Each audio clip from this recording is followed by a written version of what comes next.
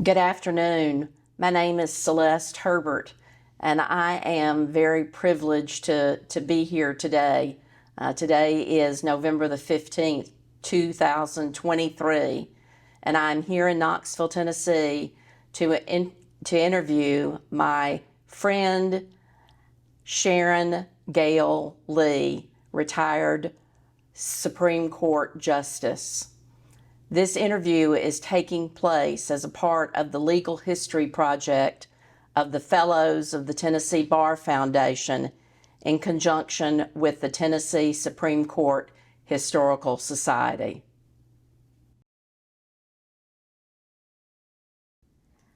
We're here this afternoon with former Justice Sharon Lee. Is it okay if I call you Sharon? Absolutely. I've called you Sharon for a number of years, haven't I? I think that would be the best name to call me. Okay. Why don't you just tell us your full name and your date of birth and where you were born? My full name is Sharon Gale Lee. I was born December 8th, 1953 at St. Mary's Hospital in Knoxville.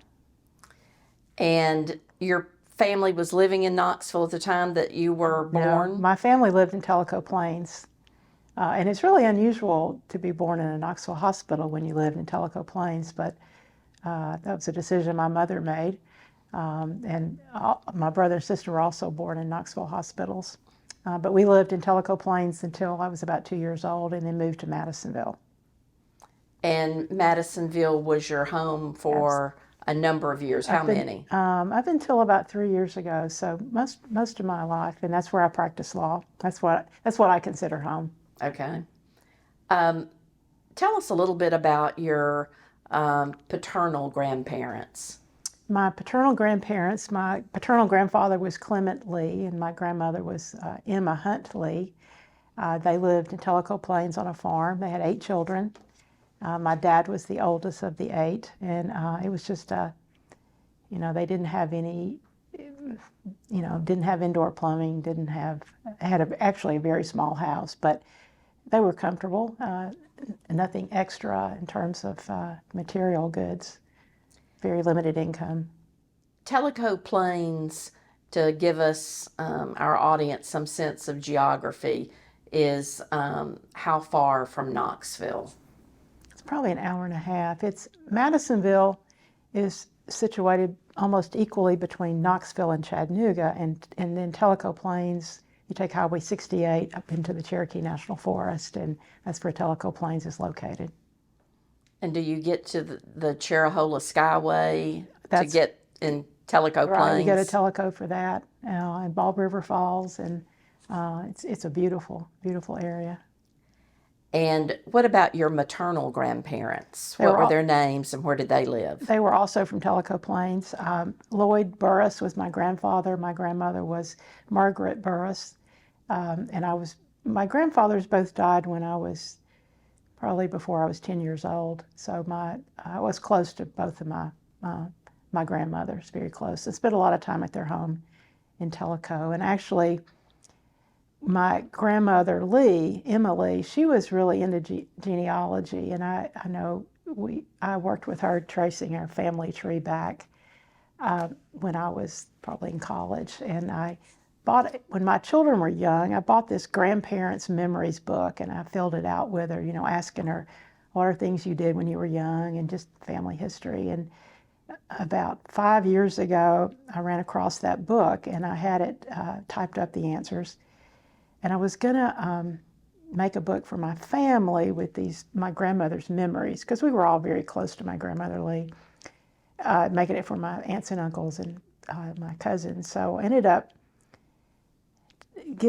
doing her questions and answers, and of course realized I should have asked so many more questions. And was going to do some old pictures of her. Well, that morphed into tracing back the family genealogy back to the 1700s, all the way through her chain and some of my grandfather's chain. And then I took it forward to all my current family, because I realized my children didn't know my first cousins. I was very close. There was about 21 of us on that side. We were all very close, grew up together. I had 4 double first cousins. My dad and his brother married my mother and her sister. So it's a small town, Tellico Plains. And that family settled there in the late 1700s. So they were all very close. So I brought the family tree forward with all the 8 children and their children and grandchildren with family pictures. So it morphed into a huge project and a big book that I had published. So now I have a book about my grandmother Lee and her family. Oh, that's which great. has been really I didn't have time to do it when I did it, but I was glad I did it. Tell us about your parents and your siblings. My father was Charles James Lee. He was born in Tellico Plains. Didn't have a hospital. It's all by midwife. Born in 1923. As I said before, the oldest of 8 children. He was working after high school, helped building the Fontana Dam, and signed up that's after the bombing of Pearl Harbor in 1941. He enlisted in the Army Air Corps.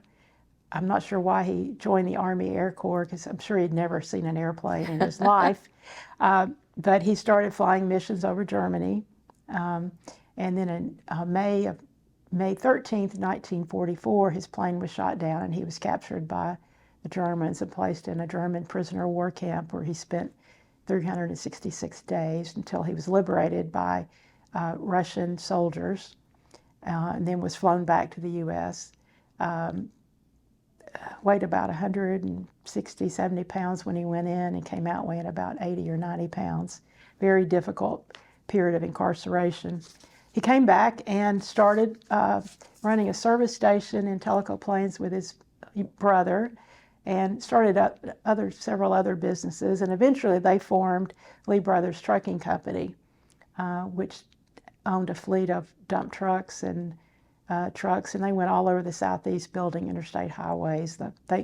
You could build roads back then with asphalt or concrete, and they went the concrete route.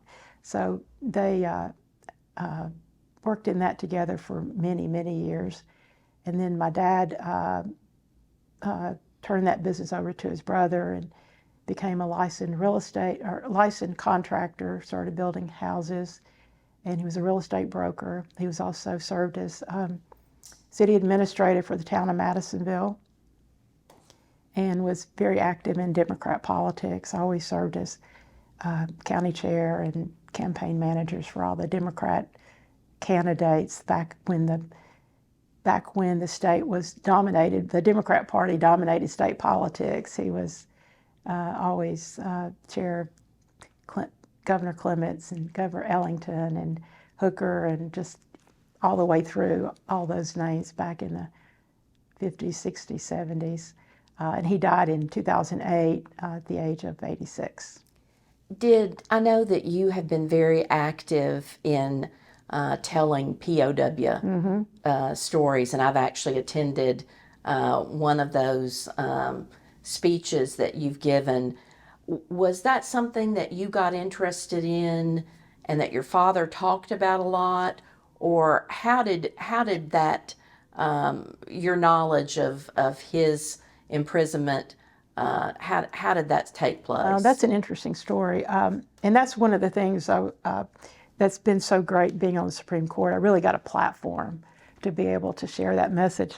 No, my dad did not talk about the war. That was something I remember finding in a closet when I was probably 5 or 6 years old, a ceramic mug, and I still have it. It's a blue ceramic mug and has a Nazi symbol on the bottom. And it was my dad, it was his mug that he used in prison camp and he brought back. And I found it in the closet as a kid, and I said, "Mom, what's this? What's this?" And she goes, I remember very distinctly, she said, that's your dad's mug from the war. Put it back. We don't talk about the war. And there was no follow-up question to that. It was just, we do not talk about the war. And I knew that was just a very forbidden area, and we never did. But when my dad was probably in his late 70s, my aunt and uncle were visiting from Phoenix, and Bob, the husband, didn't know we didn't talk about the war. And I remember it so well. He was in the living room and he started asking my dad about being a prisoner of war. And even though I was an adult, I was so shocked that this very private issue was being discussed. And my dad said, yeah, I was a prisoner of war. And he started asking him about it. My dad started talking about it. And it was the first time that I ever heard him discuss it. I went to when he was, a few years before he died, he was asked to speak at a Kiwanis Club meeting in Madisonville, and I went to hear him speak. And he started talking about being transported from his prison camp in these boxcars. And he broke down and started crying. And this was more than 50 years after this had happened. And I'd never in my life seen my dad cry. And it was just such a heartbreaking thing to see him still, that pain so very fresh. But after he started talking to my uncle about it, he started, my mother was always big into conventions and joining clubs and all that stuff. So she got him into the American Ex-Prisoners of War organization, and he became a national officer. They started going to different conventions around the country, and they actually traveled back to visit one of the camps he was in, which I don't think he even wanted to do that, but that my mother wanted to travel. And he never traveled out of the country except for that one time, because he said he had traveled enough when he was in the military. But he started talking about it, and he started meeting other prisoners of war. So it was a very therapeutic thing for him. But it was never something I felt I could really talk about. It was still too uncomfortable. And I remember really working on a presentation about it. I've started giving these speeches right after he died. But in his final day or two of life, when he was really struggling, he'd been very sick, he said, this is how I felt when I was in the prison camp. I thought I was going to die, but I kept fighting it, and I'm still going to fight it. Of course, at that point, it was clear he wasn't going to make it. But I think he started having memories of that. And that's, so very, very limited discussion. But I was asked to speak. How that speech started, it was kind of interesting. I was asked to speak at a 12th Judicial District Bar Association annual dinner down at Swanee in 2008, and or it would be spring of 2009. And I was like struggling to find something to talk about, and I didn't want to go talk to a group of lawyers about the law. And I wanted to, what could I talk about that would be interesting? And in the fall of 2008, I had was talking to Arnold Golden, a chancellor in Memphis, who's now in the Court of Appeals. And he said, Judge Ross, who's a good friend from Athens, whose father was a prisoner of war as well, Judge Ross says your dad was a prisoner of war in Germany. I said, yeah. He said, well, my dad was too. And he said, there's a great book that you ought to read about his prison camp, and it's called Soldiers and Slaves by Robert Cohen. And I said, yeah, okay, I'll read that. That's good, thanks. And I never intended to read the book, because I just didn't read, I wasn't interested in World War II. I didn't want to read about the war. I thought it was very depressing, but I told Arnold I would read it, and I ordered it, and it laid on my bedstand there for a while. And then between Christmas and New Year's, I picked it up to read it, just to keep my word to my good friend Arnold Golden. And I was captivated. I couldn't put it down. It was the most fascinating book. And that made me start reading other books on World War II and prisoner of war camps. So I was out walking one morning, and I was just struggling with what I could talk about. And I thought, what are you interested in? What are you passionate about? And I thought about that book. And so I got Judge Ross's dad's story, and I got Arnold's dad's story, and then my dad, and I put them all together, told about their different prison experiences and how different they were, but they had these common ties that bound them together. And I sort of tied it up at the end, how they were all similar. And so I gave that, I gave that speech, and then I went over to judicial conference like the next day. And Mary Beth Leibowitz, Judge Leibowitz from here in Knox County, comes up to me and says, why didn't you talk about my dad? Why didn't you tell my dad's story? And I went, I don't know your dad's story. She said, well, he was a prisoner of war. And it turns out her dad and my dad were in the same prison camp in Germany. So I got her dad's story. And then I got another one, and then Bruce Foster, a lawyer here in Knoxville, came to me and said, my dad has a story. So I got his story. So I ended up giving that speech for the Knoxville bar, and I think I had about 5, 6 stories to share at that point. And every time I gave this speech so many times, and it's a bunch of slides and pictures and everything.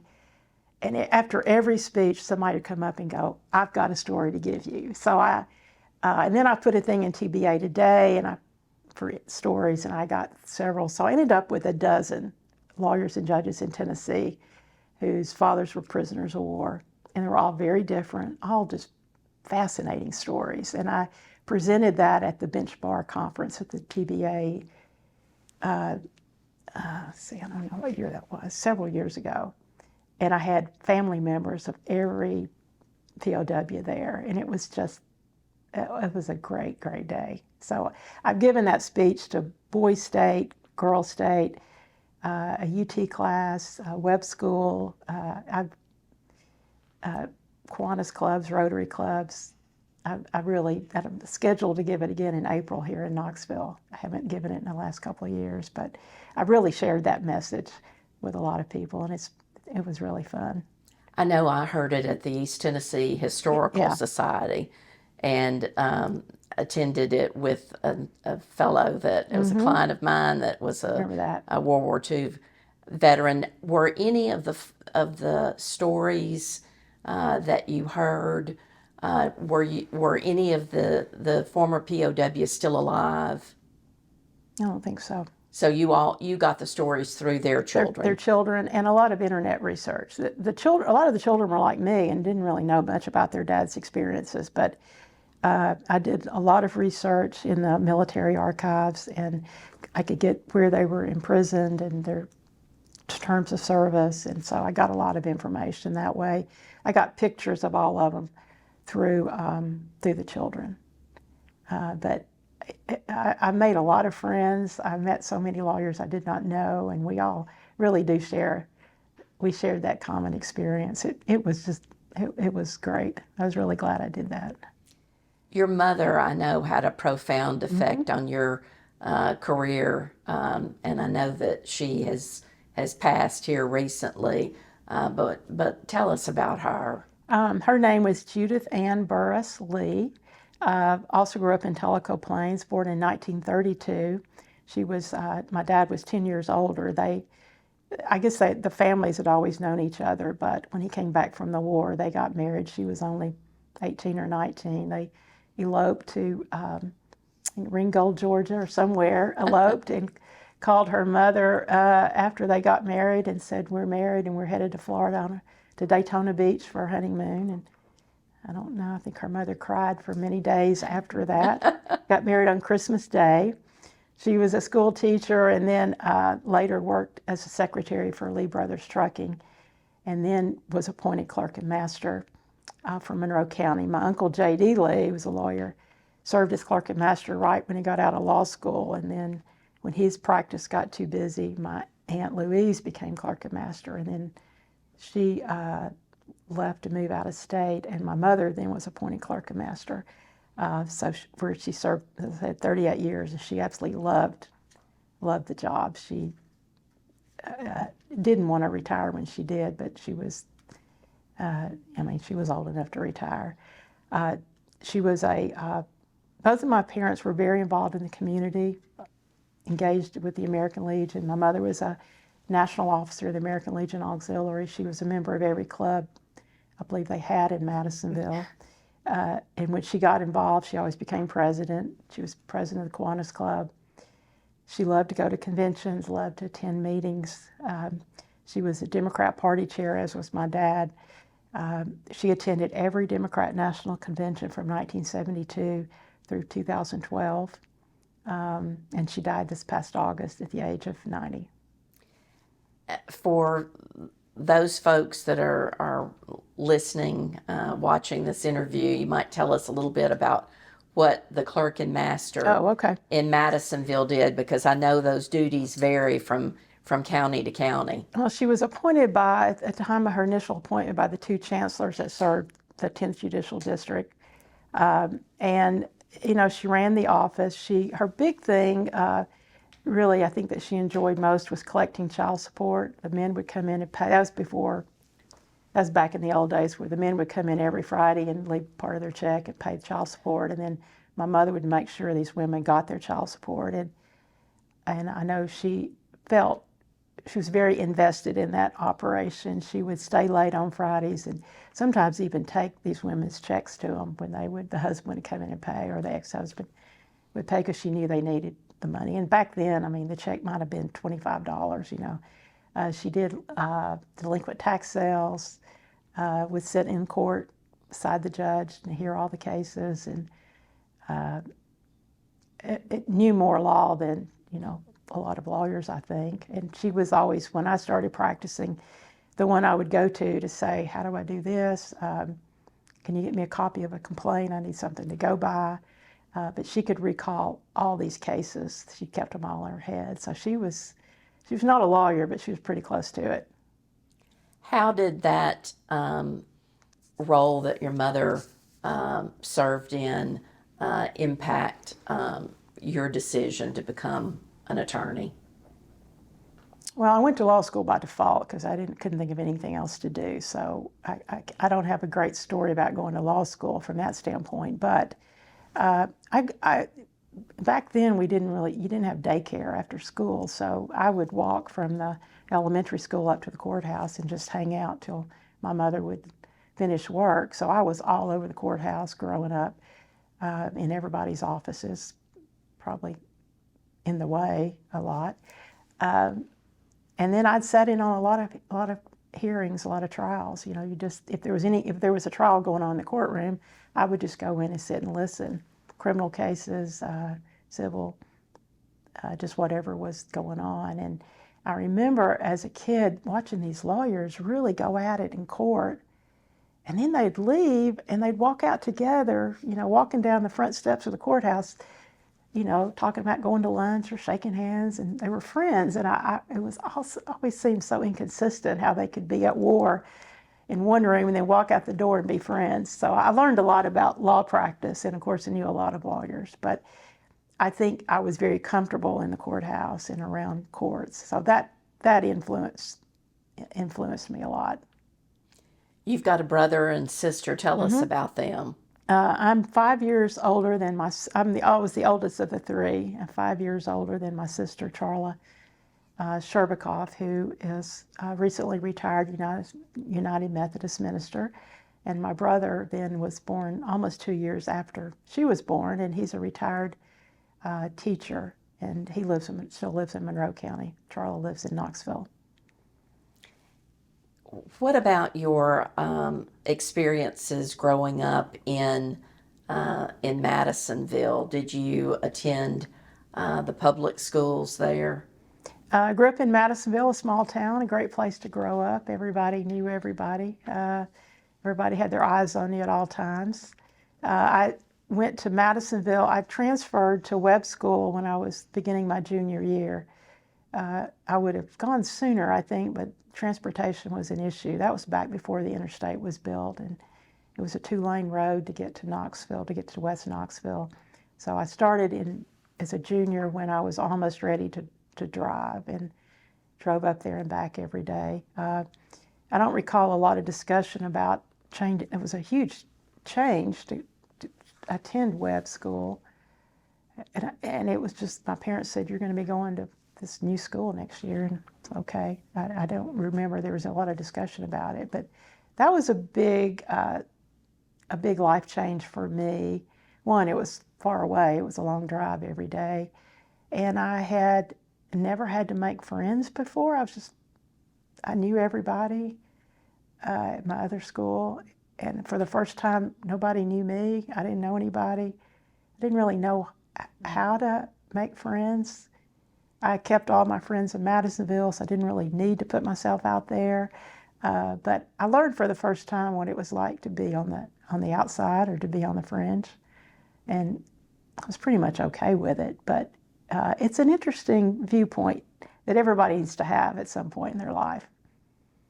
How was web school different than your high school in Madisonville? Well, the educational level was drastically different. I mean, for the first time I was studying, I was learning things, and I really was like a sponge. I enjoyed it. I had never been really challenged before, and I suddenly realized, I needed to study and had great teachers, and that the education became the focus rather than the social life. So it was just a night and day experience educationally for me, and I responded well to that. It was good, but I never really felt like I fit in, particularly just because I was not from Knoxville, and I didn't have. I remember being with some girls once, and a friend said, "Why don't you come over after school?" And I go, "Where do you live?" And she said, "Well, I live on the boulevard." And I said, "What boulevard?" And she said, "Cherokee Boulevard." And I said, "Well, where's that?" And she said, "Sequoia Hills." And I said, "What's Sequoia Hills? I've never heard of it." And they were all laughing at me. And it was, really embarrassing. But I'm like, how would I know that? So I sort of resented Sequoia Hills for a long time after that, after I was rather humiliated, but really sort of thought that was her issue, not mine, that the whole world did not revolve around Sequoia Hills. I now live in Sequoia Hills, so it's I live on the boulevard, so I have that little memory of being humiliated in high school pretty often because of where I live.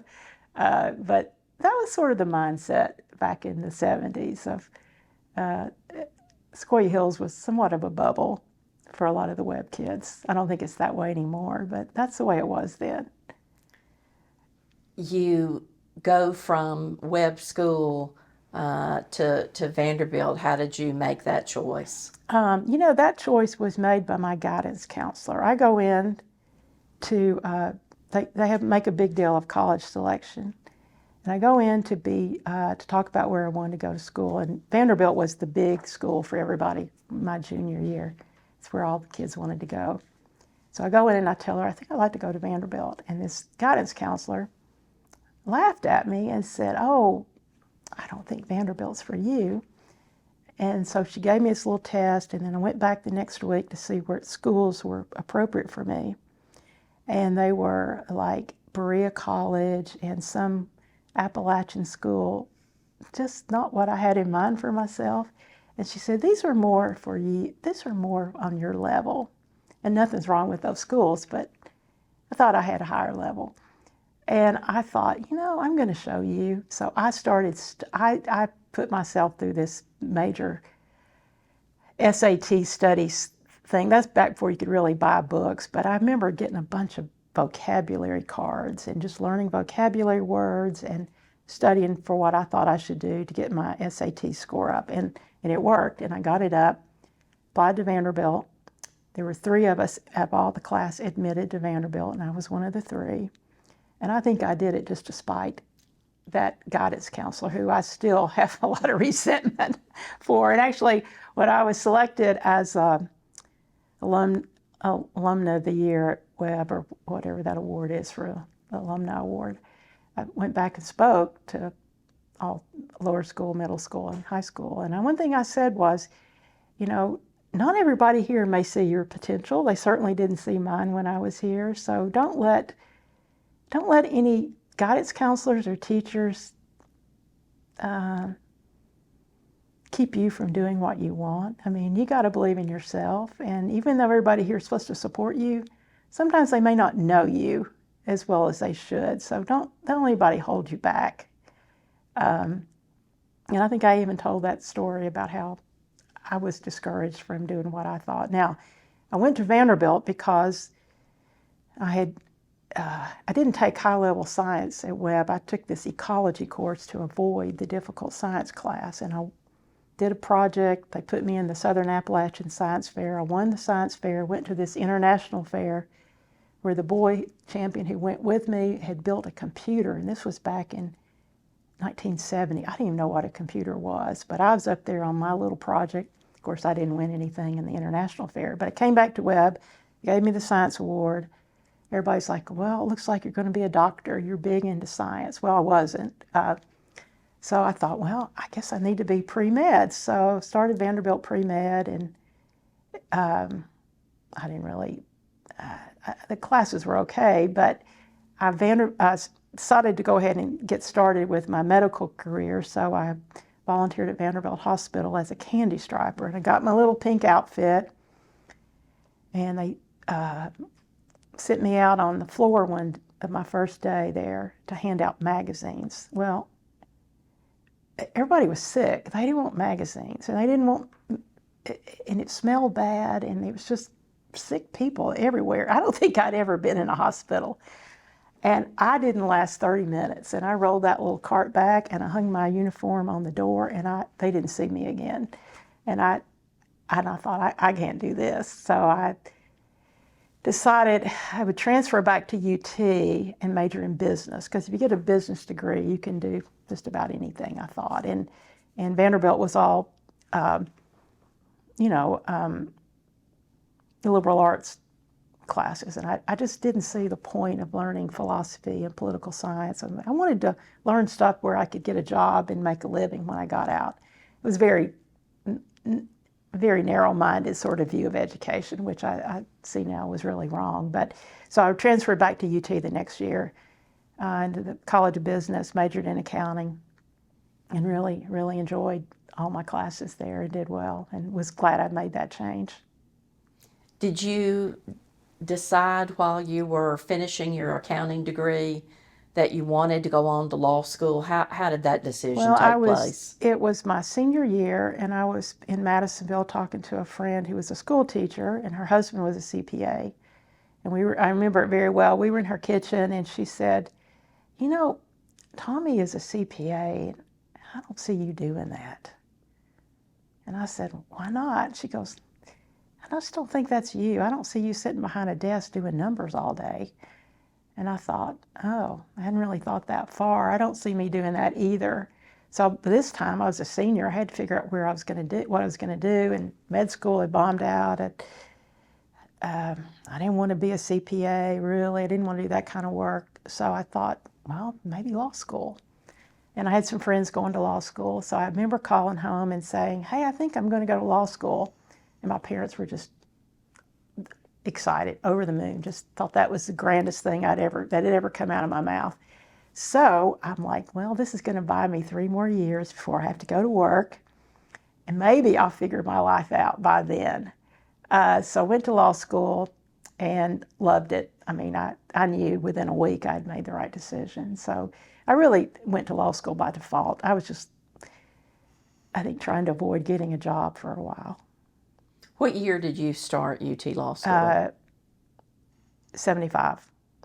And in 1975, what was your class like at UT as far as men and women were concerned? I never really felt really outnumbered, but I've looked at those figures lately, and according to what I've found online, it was about 8 to 10% women, and I really thought it was more than that.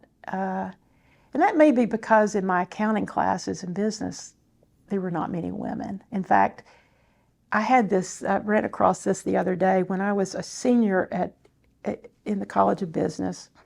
I went to this job fair. I was out at West Town Mall, and they had a job fair. And the College of Business had a big little, not big, but a little table and posters and all that advertising the business college. And I remember looking at it, and it had all pictures of men, young male students, as their promotional literature for the College of Business.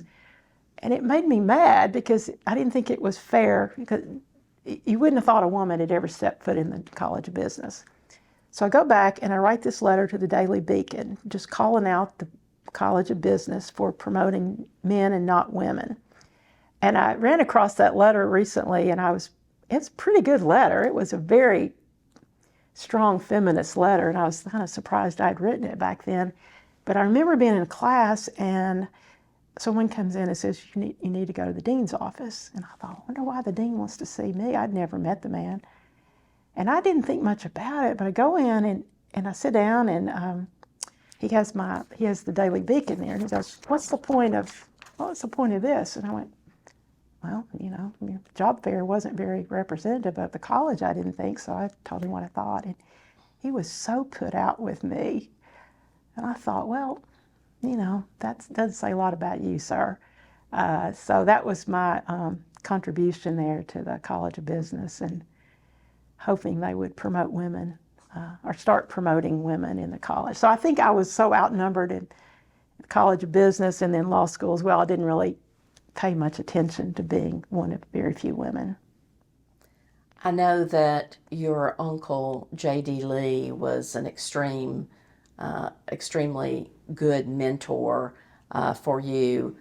During law school, did you end up working for your uncle? I did. I started law school. He was very proud and very excited when I went to law school. And my first week in law school, I get this letter from him. And it's a letter basically congratulating me on being in law school. And he enclosed a $50 check. And he, by this letter, hired me to be his law clerk. And he was on his payroll, $50 a week. And it was, $50 was a lot of money. And Absolutely. that was my spending money, my food money. And it was just really typical of him. He's just very, very generous, very kind. And, I was now his law clerk. And of course, the first year, I wasn't much help with much of anything. But I worked for him full-time every summer and on my breaks. And then by my second year, I was writing briefs for the office. And then the third year, I was doing a whole lot of research and writing. So I ended up earning my pay. But that was just his way of, I guess, showing his pride. And then, of course, we never talked about it, but I just started working full-time for him when I got out of law school, and thought it would be the only job I'd ever have. Tell us about his practice and the practice that you started out in. Well, he started out in Madisonville in the 50s. Actually graduated, he started practicing law the year I was born in 1953. And he was very flamboyant, very hardworking, very smart. And he developed a national personal injury practice. He eventually became president of the American Trial Lawyers Association. The year he was sworn in as president of the trial lawyers, I went to Miami to the convention. I was sort of the babysitter for his 3 children, went down there. And, that was when those guys were all flying really high. And Melvin Belli was there, and F. Lee Bailey, all these big famous trial lawyers. And here was J.D. from a small town, essentially a solo practice, hobnobbing with these lawyers from all over the country. And so he really made a name for himself. He was a great trial lawyer, really knew how to connect with people. And so I went into his office to work.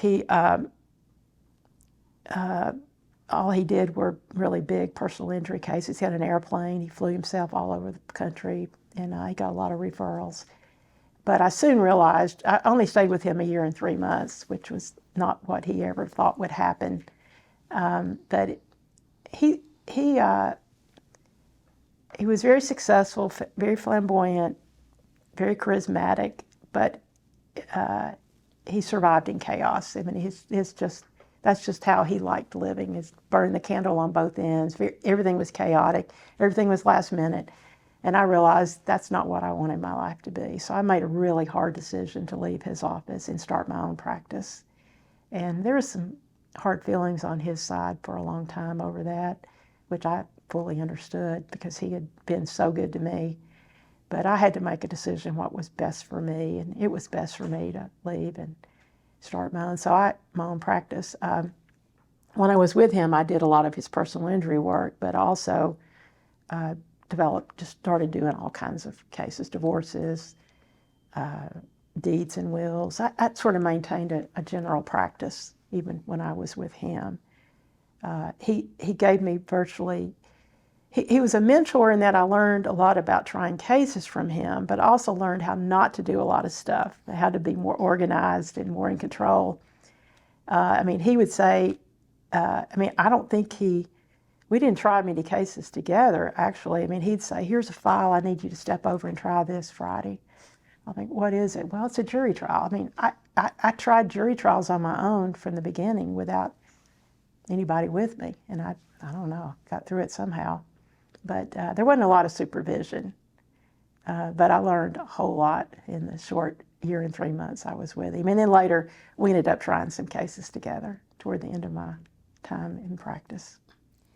You learned kind of fire by baptism. When you started that practice on your own, how did you decide that you were going to, how you were going to work, how you were going to approach the practice of law? I don't know that I had a plan. My dad had a real estate office just down the street from JD's office, and he moved his office into the back of the building. I took over the front building, and I just went over. He gave me a desk, and he had a typewriter for me, so I just moved in. After I know I went in to tell JD I'm going to leave, and I know there's a lot of cases, and going to need to replace me. It might take a while. I'll stay as long as you need me. And he said, just clear out in a week. You need to be gone next week. And I said, okay. So, which, you know, in a way it makes sense. Somebody you know is leaving. This time, you know, go ahead and get him out. So I was kind of shocked that I was going to have to leave so quickly. So I called my dad and said, I need an office. So he said, well, come on over. We'll set. So my dad and I shared an office for, 20, almost 25 years, and that was great. Our offices were always together. And that was in Madisonville? That was in Madisonville, And so I just, you know, started seeing clients. I took everything that walked in the door. How many lawyers were in Madisonville when you went into practice? Probably 10 or 12, something like that. It was a big. I think it's a bigger bar then than it is now. But I was the only woman practicing in the county for probably the first 15 years of my practice. And was there a bar association per se? There was. And I have a photo which I brought, which I ran across recently, which sort of, this picture was taken in about 1990. So I've been practicing about 12 years. But this is sort of, picture tells 1,000 words what it's like to be a woman practicing law in Monroe County in the late 70s and 80s. As you see, I'm the only woman in the picture surrounded by men. I'm wearing this bright red suit. But it was a great bar, and I enjoyed practicing there. I was served as president of the bar twice and the secretary, and that was not a really point of honor, to be honest. It was, you know, a new member comes along, they make you president, and then you get to be president again. But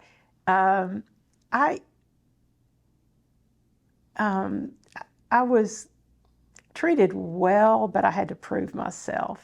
And I think I had an easier path because my mother was clerk and master, JD, of course, the lawyer in town. So everybody knew me, and most of them had watched me grow up. So I had an easier path than probably any other woman would have.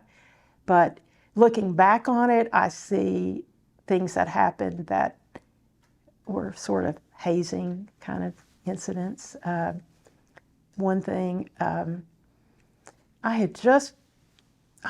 think I had passed the bar. I know I was working in JD's office. It was in the fall of '78.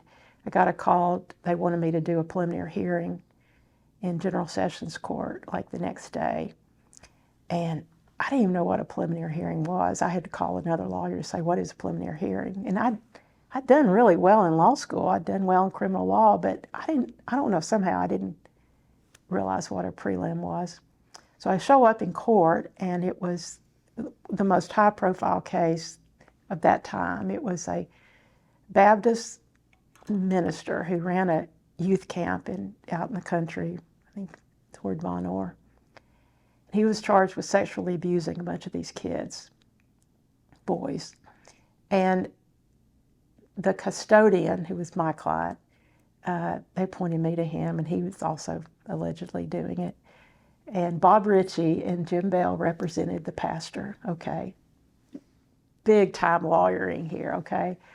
And Bob comes in, he's been paid a lot of money, and he comes in with boxes and boxes to this prelim. Well, I didn't even know what a prelim was 24 hours before that, so I show up with a little notepad, and I don't have any idea what to do. And I'm not totally convinced I was licensed to practice at that point. I think I was still doing a student thing. And my family's there, everybody's so proud, and I was lost. So I decided to write down, Bob went first questioning these witnesses, and I'd write down what he said so I could repeat it.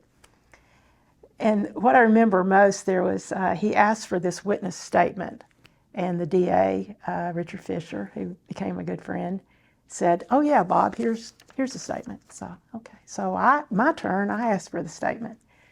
And the DA says, I'm not going to give you the statement, but you can read it out loud. Well, sure, I'll read it out loud. So I started reading it, and it was a 13-year-old boy's version of oral sex and masturbation, but he wasn't using those words. It was all 13-year-old boy words for all these sex acts. And I'm reading this, and it's like, oh my gosh, this is bad, this is bad, this is getting worse. And I'm looking out, and there's a teacher from school, there's my mother and my dad, and I'm reading all this trash, right? And I'm so embarrassed. And then it kind of hits me like, I think I'm being treated a little differently here. But anyway, I get through it, and I'm trying to put on the best face forward there. And my client gets, they of course both get bound over. And then it's time to try the case. Well, Bob Ritchie at that point has severed his case from mine because he had the better client. My guy was, you would look at him and think he was guilty. I mean, it just wasn't a good image. And it turned out he was a great guy, but I asked another lawyer to help me on the jury trial because I'd never tried a case. And he called me. I remember he got a call the night before the trial. I'd been working all weekend trying to figure out how to pick a jury and all that. And I didn't have I didn't even know where to stand or sit in the courtroom. He called and said, "Well, we got a problem. Our client confessed to one of the jailers last night that those boys liked it as much as he did." I'm like, "Oh, that's not good." So we went in. He said, "I think we need to plea this guy out." So, well, yeah, okay, whatever you think. So we went in, and he worked out a plea, and the guy pled, and he only got 7 or 8 years. And literally a few years after that, the guy comes to my office to see me, and I was kind of dreading talking to him because I didn't know how mad he was. I knew I was not competent when I represented him. But he just came by to thank me and just to sit and talk. So we had a nice little closure there with his case, but he was very grateful. But he doesn't know how close he came to having a really incompetent lawyer try his case had he not pled out. But I think about that later, why they would appoint me, brand new lawyer with no experience, to such a bad, case involving sodomy and sex abuse. And I think that was probably a test to see how quickly I would ease out the door.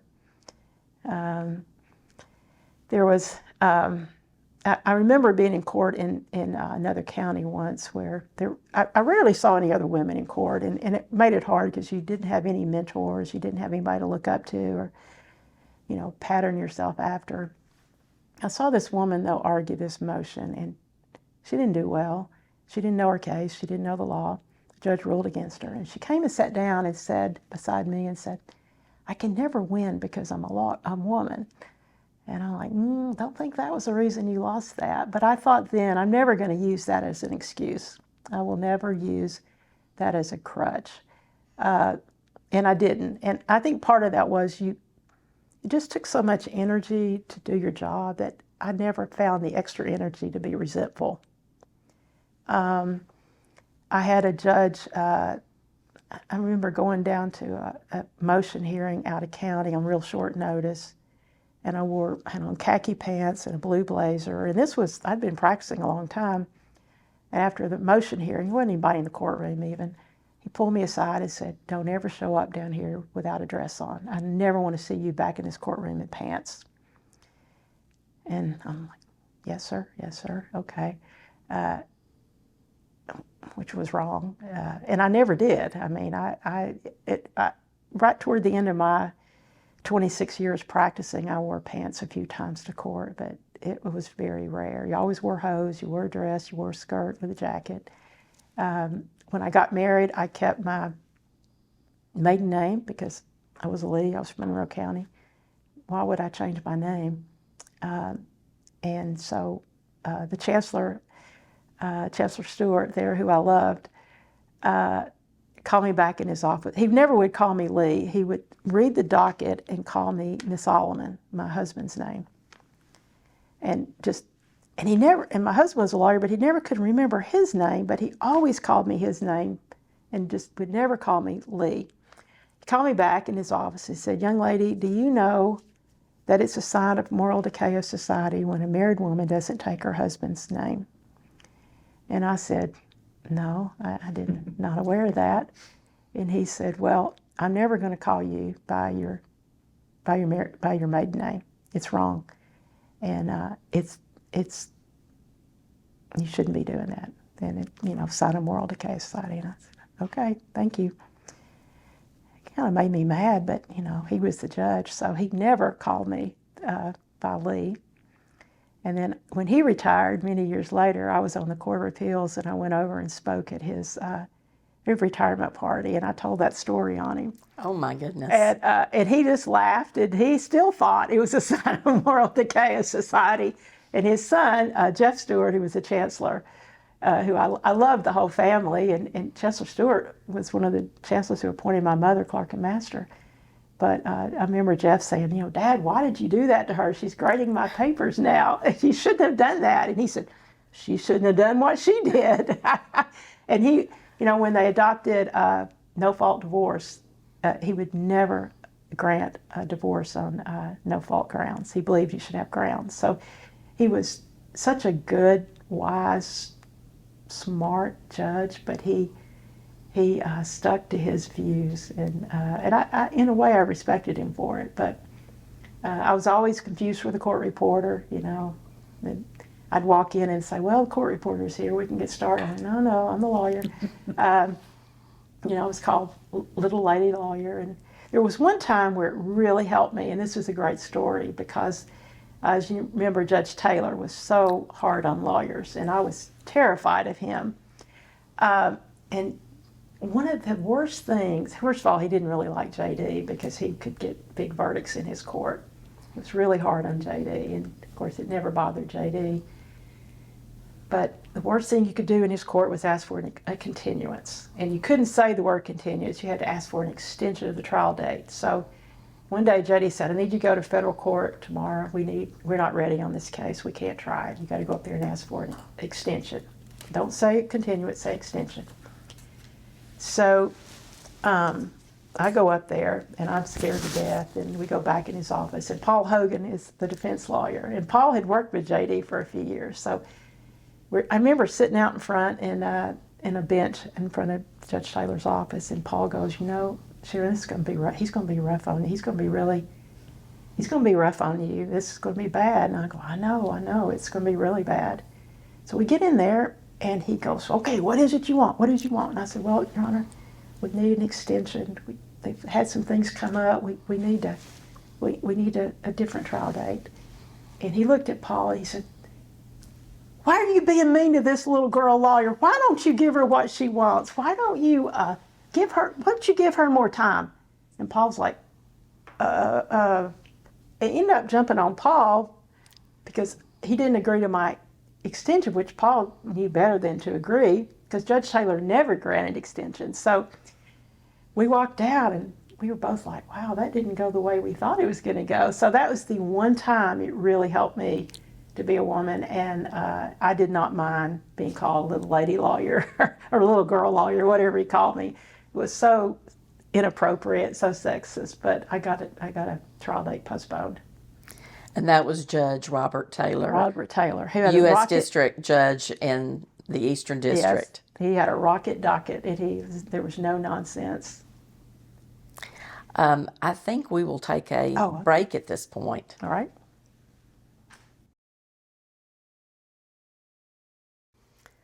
We're back. Sharon, let's talk a little bit about your family. You talked a little bit about your ex-husband, Peter Alleman, and you all have two wonderful daughters. We do. Tell us a little bit about them.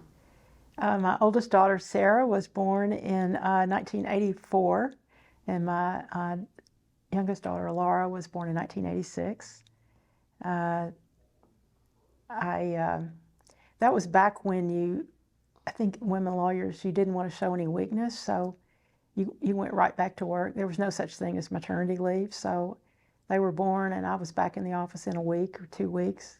Took a playpen, put it in the corner of the office, breastfed, took care of them. Fortunately, I had my own office, so I could bring them to work with me, and I did that for several months, and didn't really miss a beat.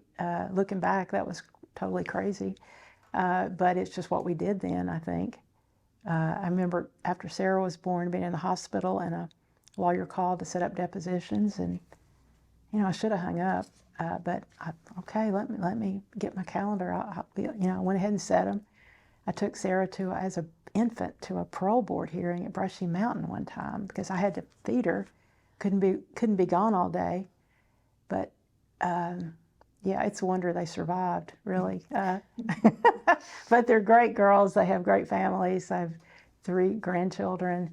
They're healthy, happy, productive. They survived a working mother. And one is here locally, Sarah. Sarah is a kindergarten teacher at ESK here in Knoxville, and Laura lives with her family in Beaufort, South Carolina. She's a lawyer, married to a lawyer there. And you have 2 granddaughters that live here in Knoxville that are Sarah's daughters. Right, 8-year-old daughters who live here, who I get to see really often and pick up from school a lot, Grace and Julia. And then my grandson, Shepherd, lives in Beaufort, and he's 4. I remember when your portrait was unveiled that they were the people that unveiled the portrait. I know you were concerned that they might knock it over, right, I was. But they were successful. They did great. I knew the girls would behave. Shep, being 4, lacks some impulse control at times, and we didn't know how he would manage sitting through a ceremony. And he and his dad had left Beaufort at 5 that morning, driven to Savannah, got on a flight to Charlotte, missed a connection. They got here about noon that day, and the unveiling was at 2 or 3.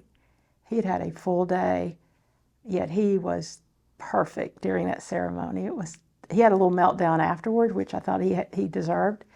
He was great, and he was just.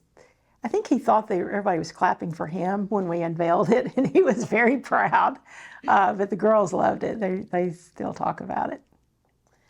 I know it was tough to have 2 daughters and a full-time career. How did you juggle those things? I just managed my time very carefully. I was always tried to be very organized, strict schedule. I'd take them to school, 8 o'clock, go straight to the office. I didn't take lunch breaks. I was single-minded, focused, getting my work done during the day. Once they started school, I picked them up at school every day at 3. I didn't do any after-school daycare. Picked them up at 3. Took them to all their activities, and then I'd work at night after they went to bed if I needed to. But there were long days, very hard days. But it was important to me to be there for them as much as I could.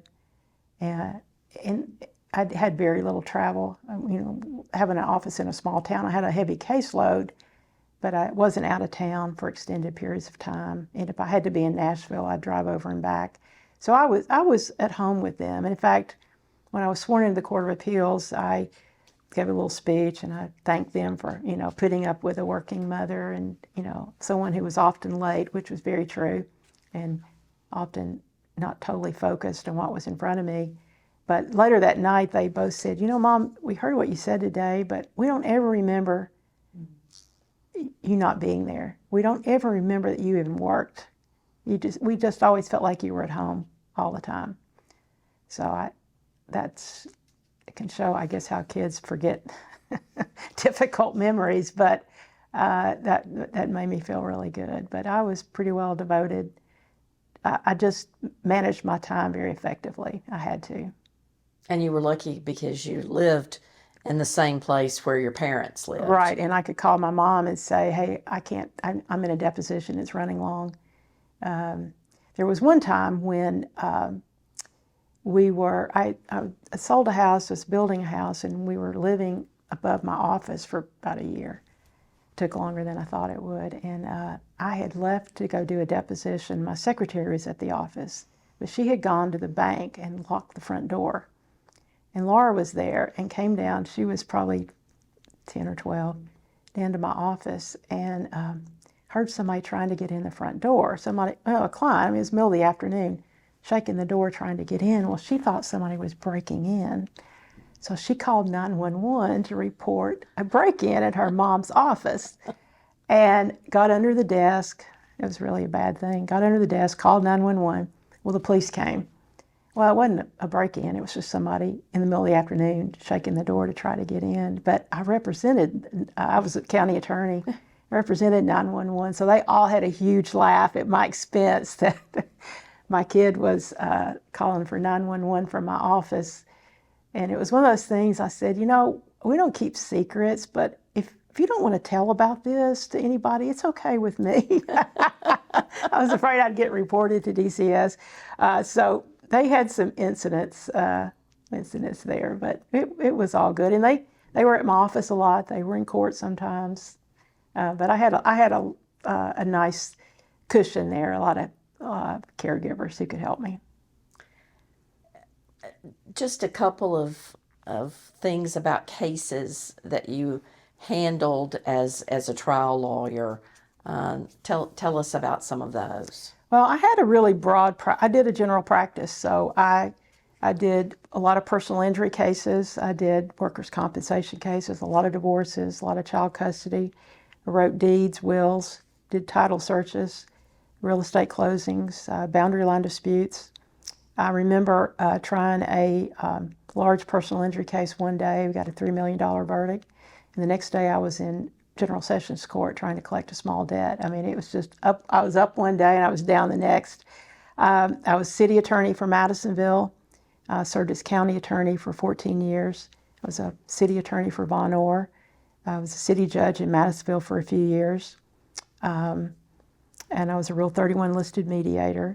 So, and I also did a lot of pro bono work. And it wasn't because it was mandated or even discussed. It's just when you practice in a small town, people come in and you know them, and you know they don't have money to hire you. You know they've got a serious problem. You just help them. It wasn't anything I gave a lot of thought to. I just actually helped. You just did it. And I had an experience at a grocery store. It's been a few years ago when I was living, went to a little market in Von Orr one Saturday morning to pick up some stuff. And I put my stuff on the little belt there, and she said, the cashier said, I want to thank you. And I said, well, what did I do? Because I didn't think I'd put my, milk and bread down any differently than I ever do. And I said, what have I done? And she said, you helped me get custody of my granddaughter when she was a baby, and now she's starting college. And you really changed our lives, and I'm still very grateful to you for that. And I didn't remember the lady. I'm sure if she paid me anything, it was minimal. But I came home, and Laura was home studying for the bar exam, and I said, this is why it's good to be a lawyer. You can, as just a routine part of my day, something I didn't really remember doing, I helped this family in a time of need. And first of all, it says a lot about her that she would express that gratitude, 18 years after something had happened. And she still had that on her mind and thought to share that with me. But that's a great example why pro bono work is so important. Are there lawyers in Madisonville now that have general practice like you did? Yeah, there's most everybody there is general practice. And I loved it. I did a lot of appointed criminal work. I defended a capital murder case. I did juvenile appointed work. I touched about every area of the law you could touch. One case we had was, I was, of course, active in the Democrat Party, and probably in the late 80s, I know I had a baby. It was probably not long after Laura was born. The DA decided to indict Democrats for buying votes in the election. And vote buying in Monroe County was pretty common. I mean, it was, most people didn't think it was even illegal, frankly. It was just part of what was done. $25 or a bottle of whiskey, they'd just get people to come vote. So it indicted several Democrats, and it ended up getting, when we tried it, Dan Rather had it featured on the nightly news, the national news, this trial of me questioning this witness on a vote buying case in Monroe County, because it was, I guess, such an unusual case. And we ended up getting a hung jury, and the DA decided not to try, but we had a very good result. But it was an interesting trial. We spent a few hours picking a jury, and I thought we had a great jury. And just as the judge decided to dismiss them to come back to start the trial, this juror raised his hand and said, "I have a question." And the judge said, "What is it?" And he said, "If I know this man's guilty, should I be on this jury?" The judge said, "I don't think so." I'm like, "Well, you're a great trial lawyer. You really picked a great jury." So we got through that, but we had some interesting things in that trial where I got out early, right after the arrest, and got statements from all these people who allegedly the votes were bought, and they all denied that their votes were bought. And of course, at trial, they testified they were. So I had those statements to impeach them with. And anyway, long story short, we ended up with a hung jury, and they didn't retry it. I also, in that case, subpoenaed in the chairman of the Republican Party at a motion hearing to testify that to support my motion for selective prosecution, because they were picking on the Democrats, not the Republicans. And I got the chair of the Republican Party to say, yeah, the Republicans bought votes, and they had bought votes for the DA in his last election. And they brought Buddy Scott over from Roane County to try the case, and Buddy about fell out of his chair when the chair of the party basically admitted to a crime and wanted to read him his rights and all this. And the chair said, "You read me my rights, but I'm still going to testify." And I subpoenaed 2 of their vote haulers to come in, and those guys showed up in my office, and they're really mean people, and I knew they were mean. Showed up in their overalls and came in demanding that I drop that subpoena, and I was really strong and told them no, I wasn't going to drop it. They had to be in court or I'd have them arrested.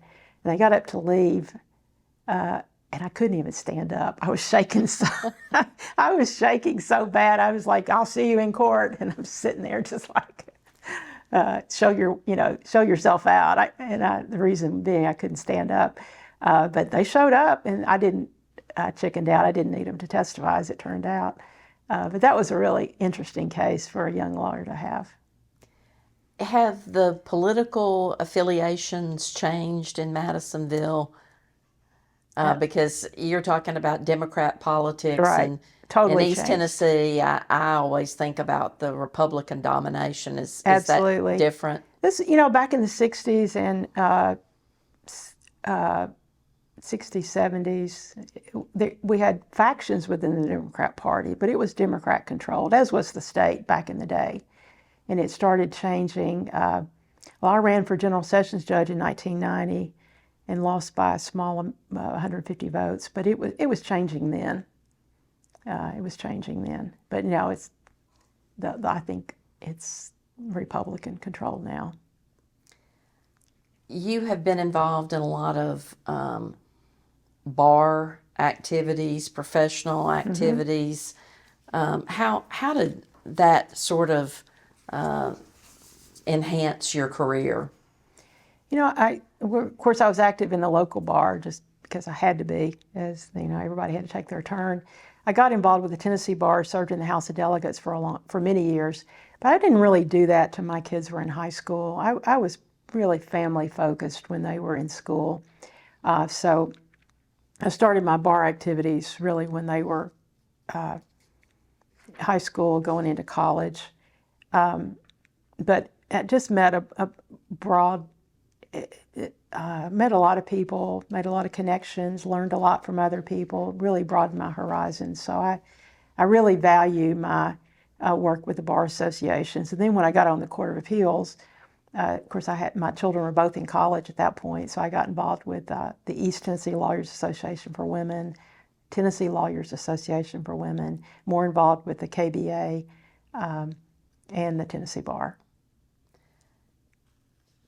I know that starting a law practice in the 70s required a lot of work as far as technology is concerned. You probably thought you had died and gone to heaven if you had a Selectric typewriter. Oh yeah, that was a big improvement. I started out with just a typewriter with carbon paper and using whiteout, and in fact I had a bunch of my original files from the 70s that I disposed of when I moved my office, and they were filled with carbon letters on carbon paper. It's just kind of hard to believe. And then I got the Selectrics where you could backspace over and correct something. You didn't have to use all that whiteout or start a new page when you messed up. And then I remember buying the first IBM computer. It was a huge, huge computer. It was very difficult to use, and it had those floppy disks you put in, and had a big printer that printed with the little holes on the sides of the paper. And then I remember getting the first fax machine that you could hear ring, and then it was a very slow dial-up. But each of those events was just game-changing. It was just exciting to have that technology, even though it was, looking back on it, they're still dinosaurs. And when you fast forward and you think about your advocacy for technology in the courts, you've really come full circle.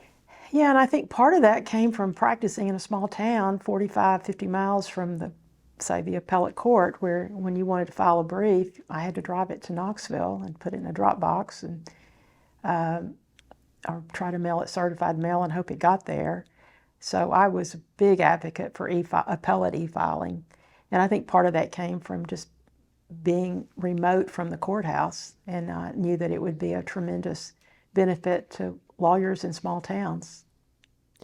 You talked about running for sessions judge and losing, and you also ran for chancellor. I did.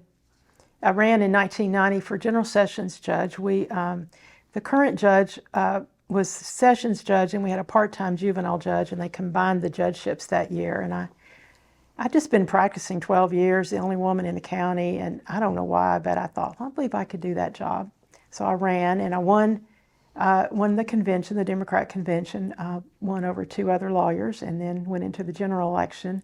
Ended up losing by about 150 votes, which was really kind of surprising that I got that close against an incumbent. That I campaigned really hard. I knocked on doors all over the county, and that was tough. And went to barbecues and rodeos and did all that stuff. And then I lost, and I thought, okay, that's fine. I'm never going to be a judge. And then 8 years later, our chancellor retired, and people were talking about who was going to run, and I thought, I think I'm better than any of them. I think I'll run. So I ran the contested Democrat primary, beat a lawyer from Cleveland, who was a great lawyer, and I'm not even sure how I won that election, because Bradley County was the biggest county in the district. I was from Monroe County at the far end of the county. But I campaigned all over those 4 counties. Spent a lot of time, had an extra phone line put into my house so I could call people at night. And I spent 2 or 3 hours every night calling folks all over the district, and then, of course, went out and met with them.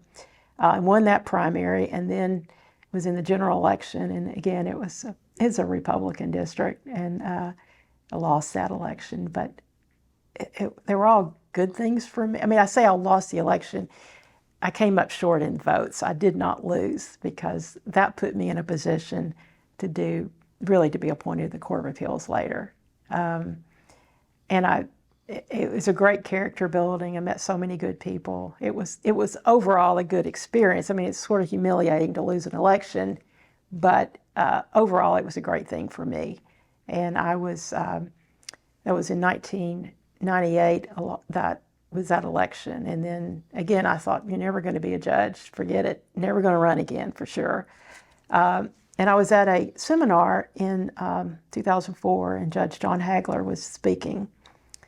And he was a circuit judge. And he said, I need to see you out in the hall when we finish. Where was he a circuit judge? 10th Judicial District. He was from Cleveland. And so I thought I was in big trouble, and I really dreaded talking to him. But he got out there and he said, have you thought about applying for the Court of Appeals? Judge Houston Goddard he is really sick, and we don't think he's going to live a lot longer. I think you need to apply for that seat. And I said, are you crazy? I couldn't apply for that. I couldn't be on the Court of Appeals. He said, yeah, I think you could. I think you need to apply. So I didn't think much about it. And then Judge Carol Ross, who's a criminal court judge in the 10th Judicial District from Etowah, from McMinn County, called me and said, Judge Goddard's not going to live a lot longer. You know, when you're a judge, you don't want to show any weakness or sickness, because they all start rumors that you're dying, and they start planning your replacement. And he said, well, he was at judicial conference and he's not looking good, so you need to be thinking about this. So I always try to look my best when I go to judicial conferences. So I thought, well, I talked to a friend and I said, what do you think? This is crazy. And he said, well, all they're going to do is tell you no. So why not apply? So I did. And there were 13 applicants. And when I saw the final list, I thought, I am going to be so embarrassed. There were bar presidents, there were judges, they were just really, I was probably one of the only small town people who applied, and I didn't think I had a chance. But it was a 17-member commission. I had run for office in 1 county and in 4 counties. I knew how to run a campaign, and I thought, how easy is this to run where there are only 17 voters? This is manageable. So I did a notebook. I researched every member on the commission. I knew something about them all. And I had 2 to 3 contacts with each commission member to advocate for me. And so went before the commission. I'd never had a job interview in my life. Was interviewed by that commission in 2004, and I was one of the 3 selected. And I was absolutely blown away to have come out of that commission. And then a few months later, or 2 months later, Governor Bredesen calls and appoints me to the Court of Appeals. And again, that was one of the most exciting days of my life. I could not believe it. Had no idea what it paid. I started the job and I got sworn in very quickly, because I was pretty convinced he called the wrong person and he would realize it. I got sworn, I think, the next day, so he couldn't undo it. Called the AOC and I said, hey, by the way, what does this job pay? And she said, that time it was $120,000 a year. And I went, oh, it was a pretty big drop in pay. And she said, did you not know what this paid when you took the job? And I said, no, and I don't care. I'm not taking this for the money. I don't care what you pay me. But that was my first, I guess, realization of what it's like to be a state employee.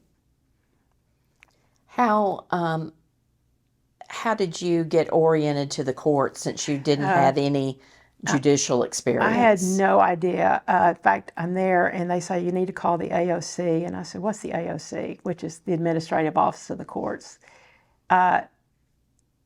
I had no idea. I walked in and they kept Judge Goddard's law clerks on the payroll after he died. And they both came into my office and said, we'd like to work for you. And I said, okay. I didn't know how to hire a law clerk. And they both had been working with him for a number of years. They knew what they were doing. So I hired them. I didn't even see their resumes. I just said, sure, you can have a job. Judge Goddard left a secretary there who they kept on as well. She was in her 80s, and I had to fire her. That was a difficult thing, but I didn't need her. So that was a change I made. But I really had no idea. And nobody trains you. Nobody trains you for what you're doing. In fact, just the parking situation. I was driving from Madisonville. I was getting there really early, and the parking spots weren't numbered, weren't named behind the building. So I just pull in the first one I would come to, and it's usually empty. Sometimes there was somebody there, but I just park. Well, I didn't know that judges were very territorial about their parking spots, right? Because I just had never experienced that. So I've been doing that 2 or 3 weeks, and Judge Sweeney, the Court of Appeals, came into my office one day, and he said, we've all been talking about this and kind of laughing at you, and I'm feeling a little bit guilty. I felt like I need to tell you that, that spot where you usually park? And I went, yeah. And he said, that's Chief Justice Anderson's spot, and nobody parks there but you. And I know it's because you don't know any better. And I'm like, oh my gosh, I had no idea. So I go down the hall to Justice Anderson, and I go in and go, I'm so sorry I've been parking in your spot. I did not know. I'll never do it again. And I know it had to really irritated him to see this brand new judge whipping into his spot every day. But he just said, oh no, that's okay. That's okay. You park wherever you want. He was very nice about it, but I was so embarrassed. But so there was I won't say there was hazing, but so after that, anytime a new judge started that building, I told them where to park before their first day, and I even put a sign up some days, park here, Judge so-and-so, because you don't get another judge's parking spot. That is just something, you don't cross that line, and here I was doing it all along. So that was a little orientation. Also, after I'd worked about probably a month, I was really feeling like I wasn't going to make it, and I went into Judge Susano, Judge Charlie Susano, who was a good friend, and he was working on something. He was reading, and he didn't really look up. And I sat down. I said, Charlie, I'm not going to make it. I said, I've spent the last 2 months convincing the commission and the governor I'm up for this job, but I'm not. And I just don't. I think I need to tell somebody they've made the wrong decision. And he didn't even look up. He just went, go on back to your office. This is not rocket science. It's not hard. Just going back. I thought, well, that's really rude. I mean, he should have even looked at me when he said it. He should have commiserated with me a little bit. But I sat there and I thought, well, okay, I think I've been dismissed. So I go back to my office and I think, well, it's not rocket science. I guess I can do it. And, he handled that so well because he just brushed it off as is the dumbest thing that could have come out of my mouth, and it probably was. And just the way he handled that really got me off of that track, and I thought, okay, I can do it. And then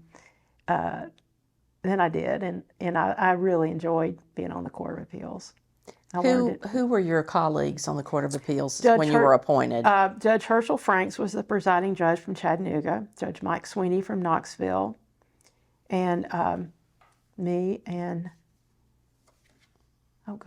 Judge Susano. Judge Susano, yeah, the 4 of us. I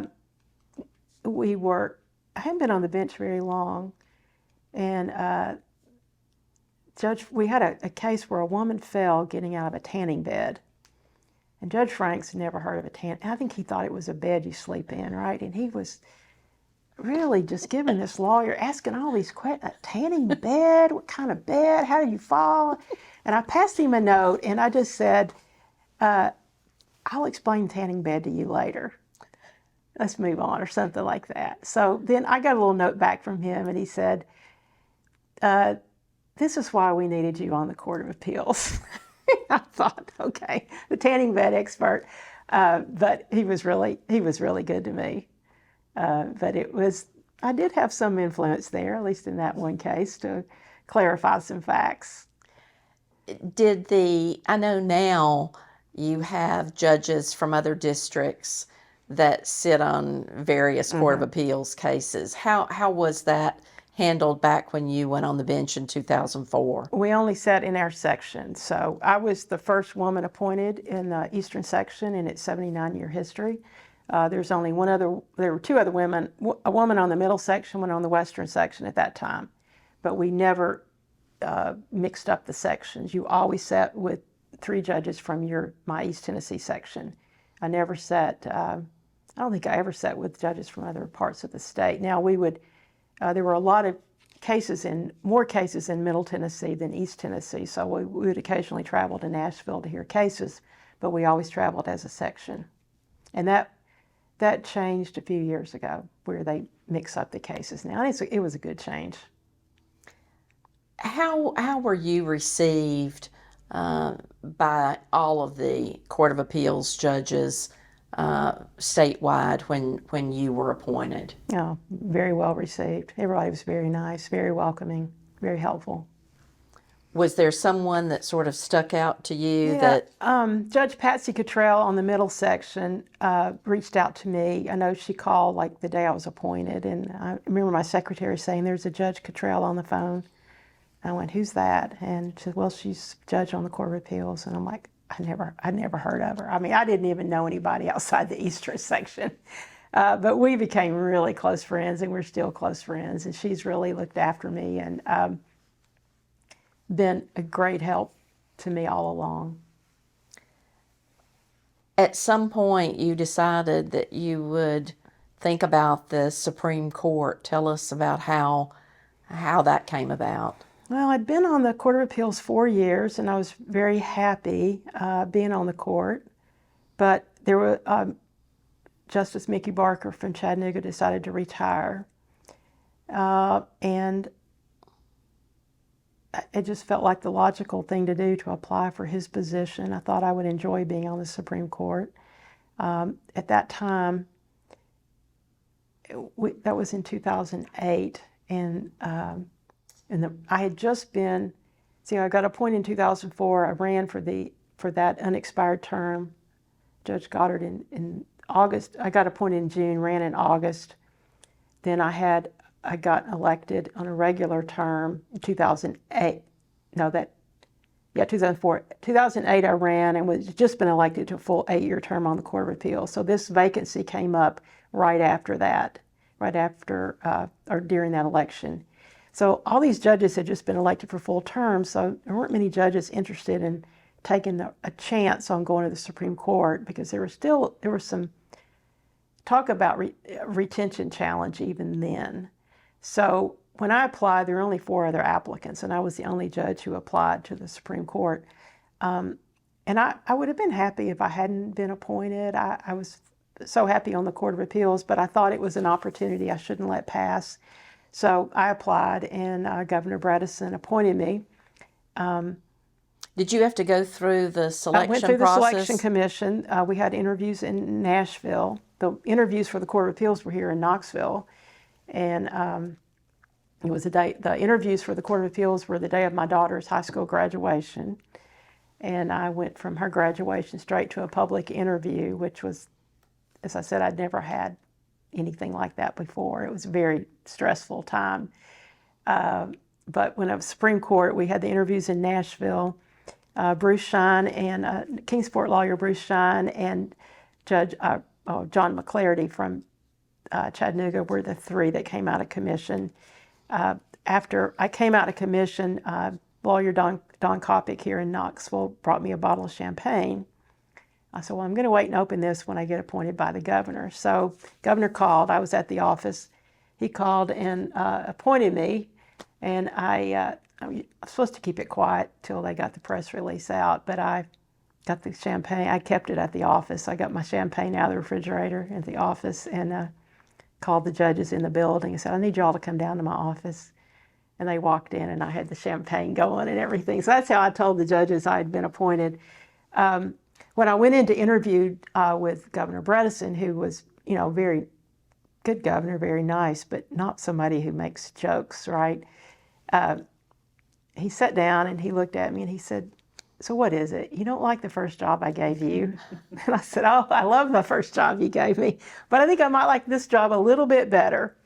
So he said, well, it was sort of an odd interview. He said, well, I don't know really what I'm supposed to ask you, but, what's your judicial philosophy? And I remember saying, I just try to make good decisions. It was a really lame answer, but we just talked for a few minutes, and then I got the call not too long after that appointing me. When I was sworn in, I was sworn in Nashville at the Supreme Court, built a room there in the Capitol.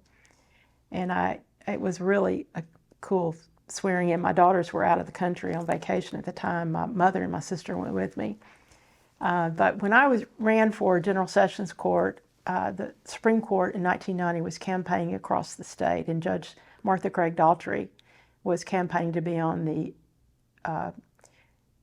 Tennessee Supreme Court. She may already have been on the court then, but she was one of the court members in this van that went all over the state campaigning, and they made a campaign stop in Madisonville. My mother, of course, was in charge of organizing it, and she called and said, you've got to be here. Supreme Court's coming through. They're going to make a stop. I said, Mom, I don't have time for that. I don't need to meet the Supreme Court. I'll never see them again. I don't need to meet anybody in that van. And she said, well, you got to be here because I don't think anybody else is going to show up. So I go across the street and I meet them and shake hands, and that's it. So after the election, I get this letter from the Tennessee Supreme Court, Justice Martha Craig Daltrey. And in the letter, she says, I remember meeting you in Madisonville. I'm sorry you didn't win your election, but there's great things ahead of you. Just a very encouraging letter, which amazed me that she would remember meeting me. Out of all these people she met, that she would look up my election results from a little county in East Tennessee and then take the time to write me. So that letter was really important, really encouraging to me. So when I got the call, I was appointed to the Supreme Court, she was one of the first calls I made to say, would you speak at my investiture? And of course, she was thrilled to do so. And she actually spoke at a retirement ceremony I had in Nashville this past August. So we went full circle. But I love telling that story just to show how just a really random act of kindness like that, encouragement, can make a real lasting impression on somebody. What was the transition like between the Court of Appeals to the Supreme Court? It wasn't a huge, difficult transition at all. I stayed in the same office. I kept the same law clerk, same staff. I had more travel, fewer cases because I wasn't, I was doing about 60 opinions a year, and that dropped down to probably 15 or 20. But each case was more important and more in-depth. The work on the boards and commissions, the administrative work, was very involved. So that, I realized that took a lot more of my time. And then just different speaking engagements. Over the years, I've worked with liaison with the TLAP, Tennessee Lawyers Assistance Program, the Board of Law Examiners, the Alternative Dispute Resolution Commission, which I was liaison on that for a number of years, the Advisory Commission on Rules and Procedure, Technology Oversight Commission, the Trial Court E-Filing Commission, and the Tennessee Code Commission. So I was involved with nearly all the boards and commissions. And then right after I got on the court, we launched the Access to Justice Initiative and appointed that commission. So I was involved in a lot of access to justice events and different presentations and speeches. Did you form any other groups or get involved with something different than your administrative work through the court? I did. Governor Bredesen's final year in office, I don't know, I guess that was '08 or '09, maybe 10, I'm not sure when that was, but the Tennessee Supreme Court Historical Society gave a big dinner honoring Governor Bredesen and honoring his judicial appointments. And at that point, he had appointed, my appointment made for the first time in the state's history, a majority of women on the court. And he was very proud that he had appointed me to make a majority of women. So every member of the court had to get up and talk about Governor Bredesen at this dinner. And I was the last speaker, and they wanted me to do a humorous, they wanted me to make my part funny, which it was almost impossible because I couldn't tell any funny stories on him. So what I did, I talked about how he appointed a majority of women, and he was retiring, and he'd be having a lot of things to do around the house. So I had these caps made, baseball caps made, that said, Tennessee chicks rule and guys too. And I had his monogrammed Governor Bredesen on the back with the Tennessee state flag. And I presented him with his hat to wear to Home Depot or wherever when he was doing his chores. And I had one. I had them made in Madisonville. And they're really very well done. And I put my hat on. You're going to be wearing different kinds of hats now, Governor, and put this hat on. And I presented, had him come up, and he took his hat. So after that ceremony, then, I guess I did the best I could with making it humorous. Judge Daughtry was in the audience, and she came up and said, I want a hat. I got to have a hat.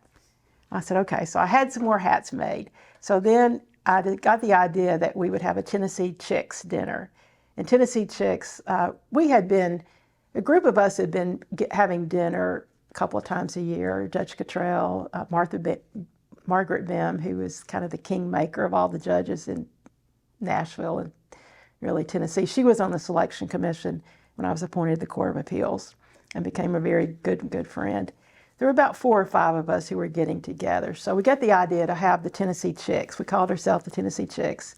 It's a very informal group, and we've been getting together at least once a year since then. And it's kind of fun to bring in some of the younger women judges.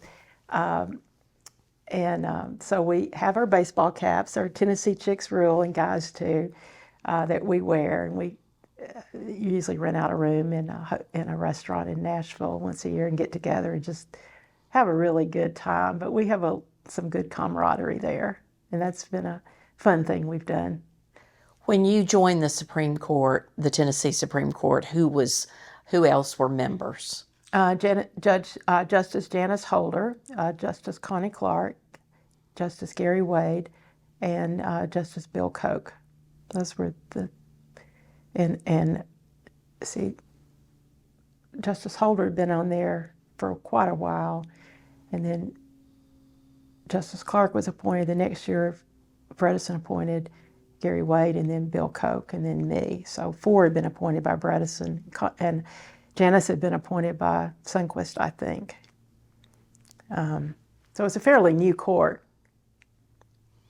And the composition of the court changed some over your tenure, but probably one of the most significant events, as far as I perceived, was the 2014 retention election.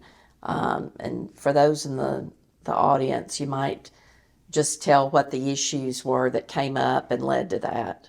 Well, in 2014, every judge in the state was on the ballot, and there was a real movement. Had been a movement before, for a few years before that, that Supreme Court justices should be elected; they should not be appointed. And in 2014, Justice Holder announced her retirement, and Justice Koch was retired to go with the National School of Law. So the only 3 of us on the ballot in August of 2014 were all appointed by Governor Bredesen, Wade, Clark, and me. And Lieutenant Governor Ron Ramsey from East Tennessee decided we needed a Republican Supreme Court. So we started hearing rumors that he was plotting something, and then he came and spoke at our spring judicial conference in, I guess, March or April. And he sort of announced at that conference that he was coming after the Supreme Court, that we should be elected a popular election and that he was going to mount a campaign. So we knew then we were in trouble. So we started in April, immediately after that, planning our campaign, because it was kind of whispering about it, but we started organize a campaign team. It was very low budget, very low staff.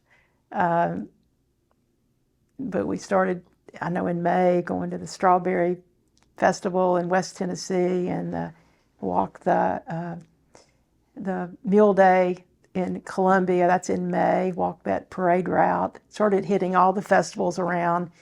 I was then it really launched with a lot of negative mailers and TV ads. They were accusing us of being the most liberal court in the country. We were responsible for Obamacare, which made no sense, but there were some mailers with really bad pictures of all three of us wearing surgical masks with Nancy Pelosi on one side and Barack Obama on the other. And then did a lot of robocalling, a lot just very negative advertising. And our poll numbers, we were doing polling, and when they were doing these barrage of negative ads, our numbers dropped. And it was very close from a polling perspective to start with. And then about 2 weeks before the election, they sort of ran out of money, and we were able to continue our advertising. And we ended up with, I think the final count was around 57%.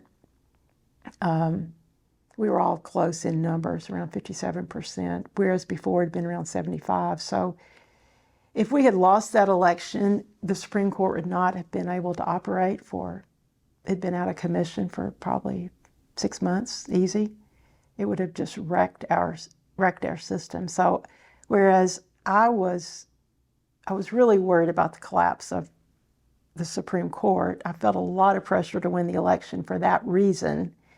But personally, I was happy to go back and practice law. I was not going to take a loss hard at all. I would have gone right back into practice. I already had it in my head what I would do. But there was a whole lot at stake, and we mounted a campaign. I spent most of the summer in West Tennessee. That was this part of the state I was assigned to. I lived out of my car. I had one of those racks that, if you remember, salesmen used to put in their back seat, would hang their clothes on. I had all my suits and clothes hung in my back seat on that rack. I was staying in cheap motels all over West Tennessee, driving myself to, I usually did about 6 events a day where I'd drive to a small town, have a reception at the courthouse, go to the radio station, go to the TV station, then I'd go to the next county. I'd do that over, and I'd do those day after day. And sometimes I'd have somebody with me, and sometimes I'd just be on my own. But I know one night I had an event here in Knoxville at the Bistro. It was a great event. I think they had me booked to be in like Covington, Tennessee the next morning at 6 a.m. for a breakfast, which was impossible. So the coordination wasn't always the best, but I remember I drove as far as I could that night, and then I blew off the breakfast. I didn't make it, but I got there around 8. But it was a lot of long hours in the car, a lot of driving, and then just not knowing what was going to happen. So it was very stressful. And then money, we could not directly solicit money, which if we could have, I probably couldn't have done that anyway. But the fundraising for me was very difficult, and I wasn't very good at it. And we did a joint TV ad, which was all we could afford. But I told the folks, look, when my money runs out, y'all just figure out what to do with this ad, because I'm not gonna, I can't continue. But we ended up winning. But what made the difference was our message was that fair courts are important, and partisan politics has no place in the courtroom. The court has to be a politics-free place, and those were our talking points. And lawyers in Tennessee stepped up, stood up, and I had so many lawyers say, I've never voted for a Democrat in my life, but I'm voting for this court because politics just doesn't belong in the courtroom. And so I think the lawyers in the state and just people in general just got it, that it didn't need to be a partisan race. Had it been a partisan race, and 3 Democrats running statewide, none of us would have won. But it was nonpartisan, and we campaigned well, I think. And it was a great civics lesson for the whole state, I thought. And I think we came out a lot stronger because of that campaign. Shifting to some of your cases that have shaped our law in Tennessee during your tenure, what are some of those cases that stand out to you, and how have they impacted our state? Picking favorite cases is like trying to pick your favorite child. I mean, I have a hard time with that. But I'll say I can give you a few. The most recent 2022 decision in State v. Tyshawn Booker, it was a majority opinion, a split opinion, a 3-2, but I wrote the majority opinion, finding that the automatic life sentence imposed on juvenile homicide offenders, when it's imposed without regard to their age or their life circumstances, is unconstitutional. Tennessee has a automatic life sentence for first-degree murder that you have to serve 51 years to complete the sentence. And the U.S. Supreme Court has held that juveniles must be treated differently than adults at sentencing because their brains are not fully developed, they lack impulse control, and then we have to take their age into consideration. But the precise issue of a juvenile homicide offender getting the automatic life sentence had really never come before the court. So this case involved a 16-year-old who was in the back seat of a car with a friend and an acquaintance. They got into a fight. One of the guys up front yelled, "He's got a gun." Well, my client, or Mr. Booker, had a gun, which this is what happens when teenagers carry guns. He had a gun, he pulled it, started shooting, and killed the man. Unfortunately, he also had just borrowed the victim's cell phone. And after he shot him, he took off running with his cell phone. So that made it a felony murder charge, which got him into first degree. So he was convicted, and it was a tragic case all the way around. I mean, the victim was a good man, and it's just what happens when a fight breaks out and somebody has a gun who's 16 years old and has no impulse control. So the judge had to sentence him to a life sentence. So he goes in as a 16-year-old. Our decision found that unconstitutional, and we applied an unrepealed statute that allowed parole consideration after between 25 and 36 years of incarceration. So the result was that this young man will serve 25 years and then can be considered for parole. And that gives him a chance to rehabilitate himself, redeem himself, try to get himself on a good track before he's released into society. Last month, we issued that a year ago, and I'd made my mind up back in the summer that I was going to go see him in prison. I wanted to see how he was doing. I wanted to talk to him. So he's in Morgan County. So I went up to the Morgan County Correctional Facility last month and met with him. And I was approved. I had to apply to be a visitor. And you have to check these boxes as what your connection was. They didn't have a connection box to check for justice. He wrote this Supreme Court opinion in the case. So I checked that I was his friend, which I guess I was. So I finally got up there to see him in October, and they brought him out. He was just a young boy, small in stature, and I said, "Do you know who I am?" And he goes, "Well, you're Sharon. I saw your name on the list." And I said, "Yeah, but do you know who I am?" And he goes, "No." And I said, "Well, I'm the judge who wrote the opinion in your case." And he was kind of shocked by that. But he said, that decision made me kind of famous around here because the inmates talk about it. But he said, more than that, it gave me hope for the future. It gave me something to live for, and he said, I'm going to school, I'm doing everything they tell me to do. He said, I think I can make parole when I'm 41, and I'm looking forward to getting released. But he said, I never had any hope before that decision came out. And so he was very grateful, but he was just a nice young man. And I think he's going to do well. But I sort of wanted to just talk to him and tell him, you were really given great opportunity here, and I hope you make the most of it. And I really think he will. I really think he will. Have you experienced any negativity with regard to making that decision, which could have, I guess, been unpopular with a number of groups? Right. I really didn't. The legislature was considering reducing. Tennessee had the harshest sentencing for juvenile homicide offenders anybody in the country, and when this case, it took 2 years to get this case out because Justice Clark was on the initial panel. She died, and then we had to go to replacement justice. So it took longer than usual. And then there was a separate opinion. But the legislature was kind of moving in the direction of not being so harsh on juvenile offenders during the first year of that case. But by the second year, they'd gone a totally different direction. So there was some concern that the legislature would immediately undo our decision with a statute, and they didn't do that. I think it was a little bit of a relief to the legislature that the court stepped up and fixed a problem. Now, I would have liked to have changed his sentence and said you can't give a juvenile homicide offender 51 years, you've got to do a lesser amount. But that was a little bit of an overreach. But I found this statute that they had passed, that we'd had in effect for a number of years, I think in 78 or 77. So I just applied an unrepealed statute that they had passed that expressed their legislative intent. So for whatever reason, there was no pushback to that.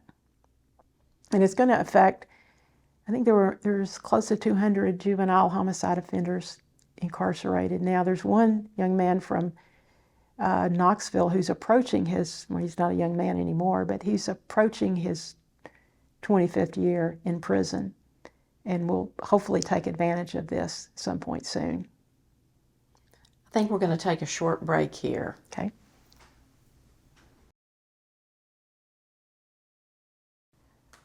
Justice Lee, I want to, before we move on to another case, talk to you a little bit about the 3-2 decision that you just discussed. When you're having oral argument, how is it decided who gets to write a decision? The Chief Justice makes the case assignments, and it's really based on where you fall in the discussion. If you're in the majority, then you could write the decision. Obviously, if you're in the dissent, you don't get assigned that case. They generally try to pick someone who can get a majority together. And in that case, I was not initially assigned to write the Booker case. I was in the dissent, and I had written a full dissent and worked a long time on it, probably a year. And then a member of the court changed a position toward the end, and I then got to take over and write the majority. And I wasn't actually assigned to write the majority. I just said I was going to write it because Justice Clark had been on the case, and then Justice Koch was appointed, and I'd been the longest serving person on the case. And so I just said, I'm going to take over. And so I wrote the majority opinion. I got 2 other votes. So it was a long battle, but it was worth the fight to get that case. I thought it was a really important decision. Do those discussions take place in person? How logistically does that work? Well, the court has a business conference each month, and we do it by video conference because we have justices in Memphis, Jackson, Nashville, and Knoxville. Was that done pre-COVID? Yes, it was. We've had a video conference room before I got on the court. They started having video conferences. Otherwise, they all had to travel to Nashville with all their boxes and all their files. But I know Justice Anderson did video conferences, so it's been around for a while.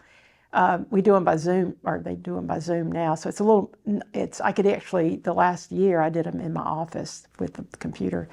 But once a month for business conferences, which last 3 to 4 hours, we review all pending petitions, Rule 11 petitions, which are in other words, applications for cert, where we usually 90 to 100 cases a month, where we read you get them ahead of time. You read a staff memo, which can be 3 to 20 pages. Read the underlying Court of Appeals decision, any part of the record you need to read, but you study up on each case. Each justice, every fifth case would be my case to present, so I would present the case. We would take a vote, and if there were 2 votes, we would take the case. If nobody, if there weren't 2 votes, we would deny cert. And then after we discuss all the cases, then we review all the works of the boards and commissions. Everybody who has the board or commission you're assigned to, you report on the work of that board for the last month. The AOC director gives a full report on the overall judiciary. So that's a 3 to 4, sometimes 5-hour meeting. We discuss any initiatives or any things going on, real changes. And then once a year, there's a 2 to 3 day work session where we go off and go over all the business that really can't be done in a business conference. It takes more time. We look at the overall year of what the boards and commissions have done, look at commission appointments, look at rule changes, just more in-depth work. So once a month you have a business conference where everybody comes in by video, and then once a month we have an opinion conference, and that's when after opinion is circulated, everybody weighs in with a memo back. I agree, I disagree, please change this, whatever. And then at the opinion conference, we go back over all of that and come to a resolution. And usually the opinion then is recirculated after that date with revisions. And then if you still don't have a majority, somebody will start a dissent, which you're supposed to get your dissent written in 2 months. Opinions have to be circulated 6 months after oral argument. And then your dissent needs to be done 2 months after you announce that you cannot join the majority opinion. So these opinions go through a lot of changes to try to get a majority, a consensus. Justice Connie Clark was a master at bringing the court together to reach a consensus. She was really good at it. After her death, I really missed her for that, because she was just good at, when you wrote something she didn't agree with, she would always start with a lot of praise for it, and then you knew you were not going to get her vote. She would praise it and say, if you can do this, I think I can join. And usually it was a very good suggestion. So that's sort of the process. So, and then after everybody agrees, then it's blue booked. One justice will take it, and their staff will check all the citations and blue book it. And then it's recirculated, and then we do a press release. I say we, I'm not on the court anymore, but a press release on every case. That was something new that was started when I was on the court. Have a press release. So once all that gets done and you get the judgment done, then it's ready to be filed. So, it can take 30, 60 days after we reach our decision and sign off on all the opinions before they're actually filed. So when you see a case that's been pending 9 months, that opinion might have been circulated in 4 months, but it just takes that much time of these monthly meetings to get everything ironed out. You served as Chief Justice for 2 years, correct? Mm-hmm. How was being Chief Justice different than being just a justice? Well, it's a great deal of administrative work. It's like a job and a half as such. So you still have your casework, but you're the spokesperson for the court, so you're always the one that's asked to go speak at places. So I might need to, say the municipal judges are having a conference in Nashville. I would drive over and do a welcome to that conference. The General Sessions judge, you'd need to appear at their conferences. So I was asked to speak at a lot of community events, a lot of access to justice events, a lot of judicial conferences. And then you're supervising just all the boards and commissions. You're overseeing the entire judicial branch. So there's lots of administrative. When the legislature's in session, you're fighting fires all the time. You know, there's bills proposed that maybe are a good idea, maybe a bad idea, and you've got to respond to those.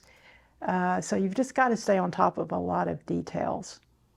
Did you spend more time in Nashville as a Chief Justice than you did as just a regular justice? I did spend more time, but mainly during the legislative session. But I really tried to drive over and back most days, leave early, get home late. I still had my office work. I still had my casework to do. So I tried not to spend time in Nashville that I didn't really just have to be there. And I tried to make it really short trips. But I didn't just move over there and stay a week at a time. I might go on Monday, I might go back on Thursday, but my time I thought was better spent in the office. You had some other cases that I know have been of note to you over the years. One involved Ford Motor Company. Why don't you tell us a little bit about that case? That case was a 2013 decision, Billy Mills, or involved Billy Mills versus Ford Motor Company. Billy Mills was a six-year-old restrained back passenger in a car driven by his father and his grandfather, involved in a very serious collision.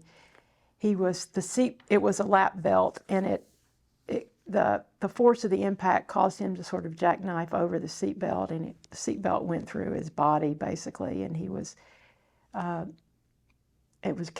catastrophic injuries, hospitalized for a long time. His father was killed, his grandfather was killed, his mother, I think, was pregnant then or just had a new baby. It was just a horrible loss for that family.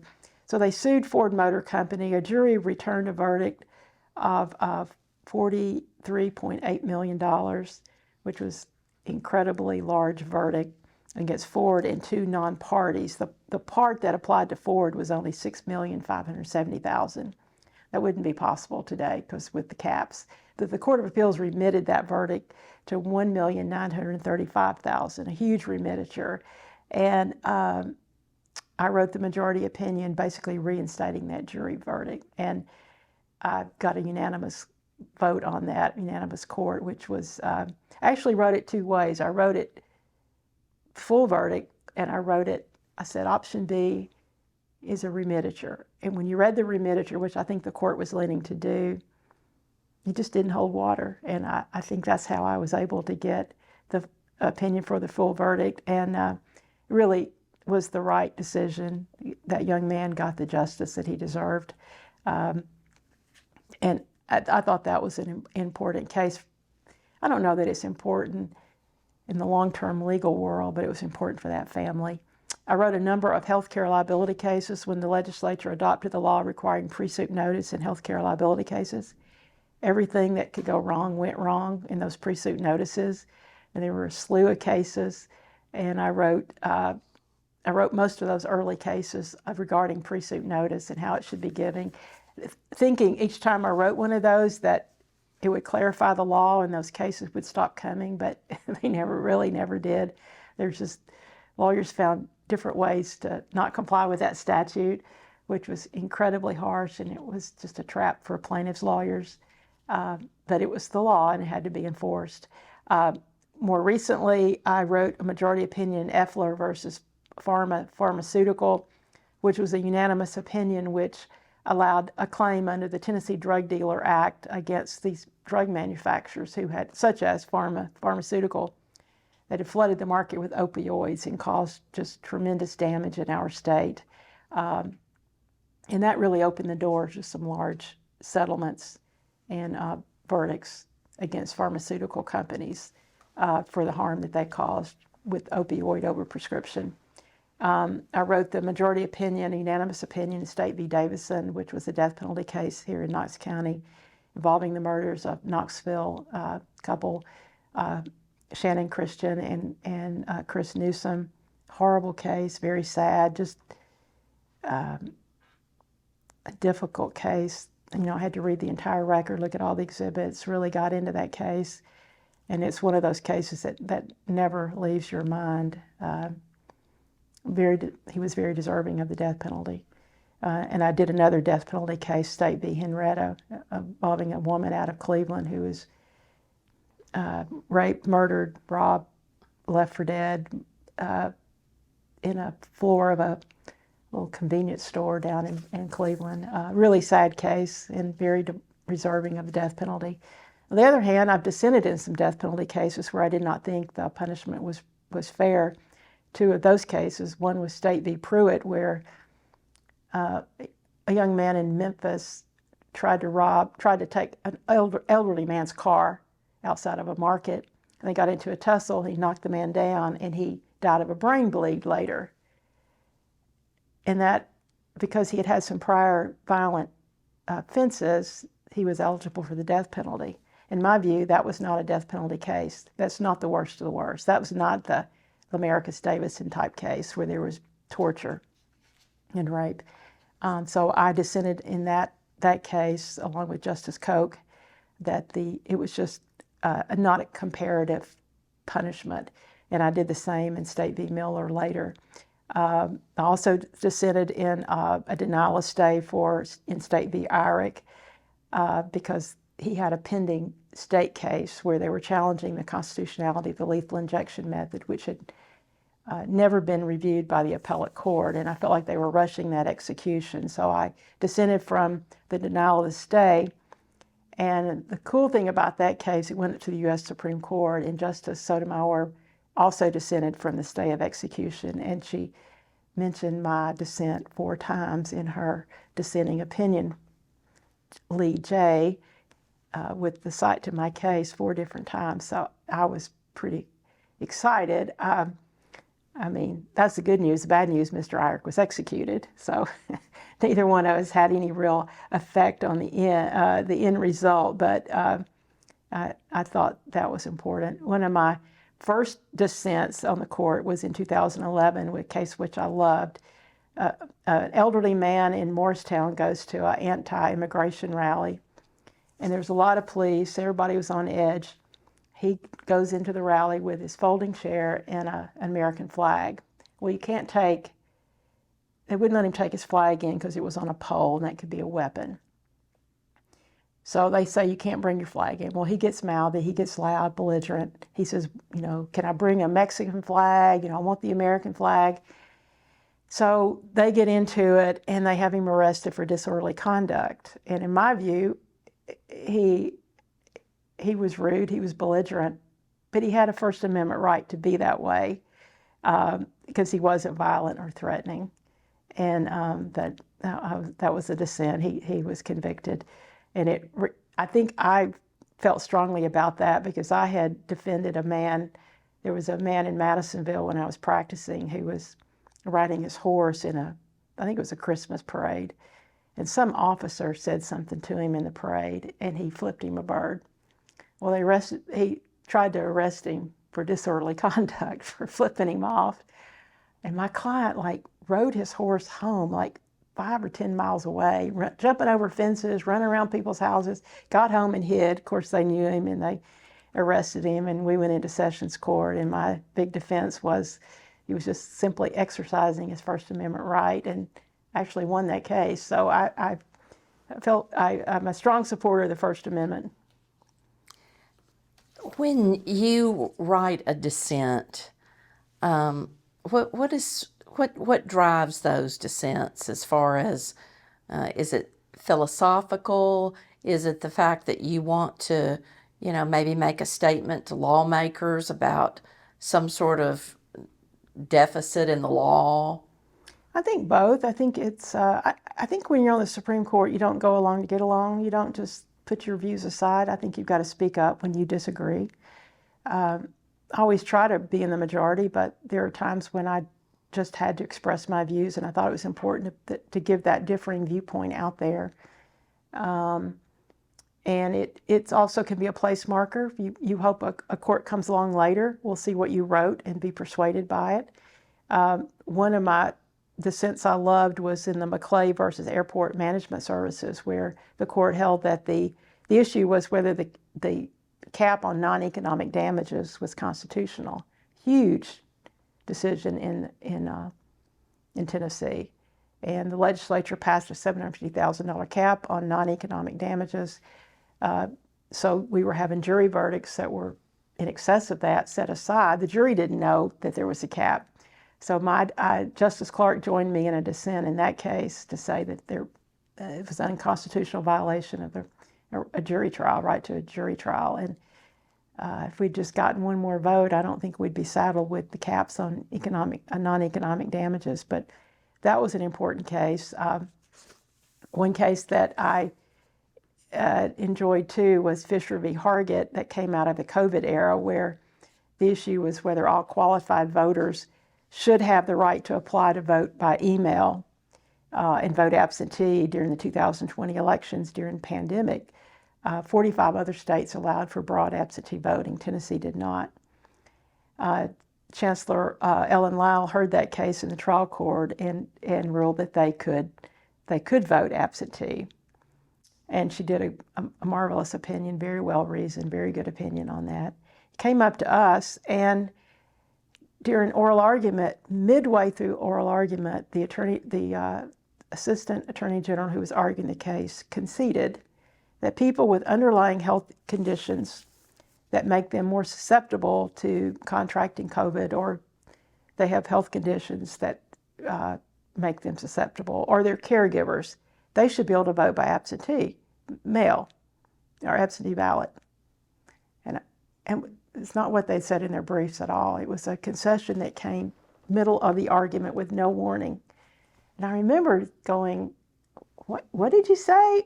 I don't say that again. So that was half the case right there. It was kind of shocking. So we of course took that concession, and then the court ruled that no one else had the right to vote by absentee. So I dissented in that because I felt like the plaintiffs had shown a likelihood of success on the merits, and they should be able to pursue the case. Interesting, the real aftermath of that case, I felt I got no blowback or no pushback on my dissent, but there was an effort made to remove Chancellor Ellen Lyle, one of the best chancellors in the state, from her job because she had made that adverse ruling in that COVID voting case, and it was not successful. But that was a very trying time for her, and very undeserved. With regard to COVID and the timing of that particular case, you all obviously had to accelerate your rulings. How did you all operate to accelerate that ruling in order to get it out by the time of the election? We heard that argument by Zoom in July because the COVID restrictions, and we had lawyers from different parts of the country argue that case. We knew we had to get it out very quickly because the August election was coming up. I think I had a good feel for how it was going to go, and I think I was already writing my dissent before. I think I was well on the way to writing a dissent in case I needed it before that argument, and then I think we got it out a week to 10 days later, but I worked really some long hours getting that put together. And then I think we didn't apply it to the August election, and I think the court said we got it out. We probably got it filed in August, and then but it didn't apply to August, but it applied to the November election. But there were some long hours and working over the weekend to get that case out. Has, in your observation from the time that you became a member of the Court of Appeals in 2004 until your retirement earlier this year, have you seen any change as far as the attitude toward the law and how society reacts to opinions, lawsuits, etc.? I don't know that I can point to anything in Tennessee particularly, but as a country, we've become more polarized, more divided. I think there's less respect for the judiciary. I think judges are seen as being more partisan. I think we saw that in Wisconsin when we had a Supreme Court justice who campaigned with a view on abortion. I mean, that would have been unheard of a few years ago. The current environment at the U.S. Supreme Court, where we're seeing justices who have had lavish trips and perks and things given to them by donors and influencers. I think people have lost some respect for the judiciary as a whole because of that, just the polarization and how partisan everything's become. I don't really see that in Tennessee. I think we have a system of 3-judge panels now who hear constitutional issues. When somebody makes a constitutional claim, most of those are made in Nashville. And it was thought that the Nashville chancellors, like Chancellor Lyle in the COVID case, voting case, were more liberal, and we needed to let other judges hear cases. So they created these 3-judge panels. So if a case is filed, say in Nashville, the chancellor there hears it, and then a judge from East Tennessee is appointed, a judge from West Tennessee is appointed, thinking that would dilute some of the Democratic views in the Nashville judges. As it turned out, no matter where you pick your judges, they're going to give good, sound decisions, and they have found some of these statutes unconstitutional. So I don't think we have the partisanship in Tennessee that they have in other places.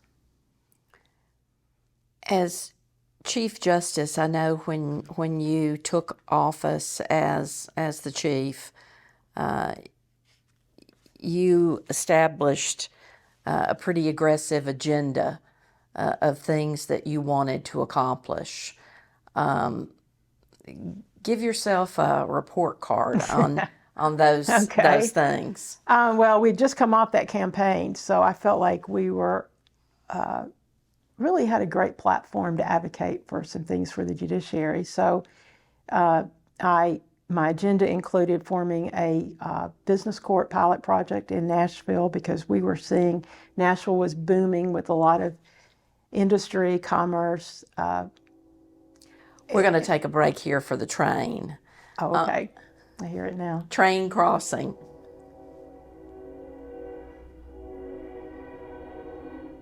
It is loud.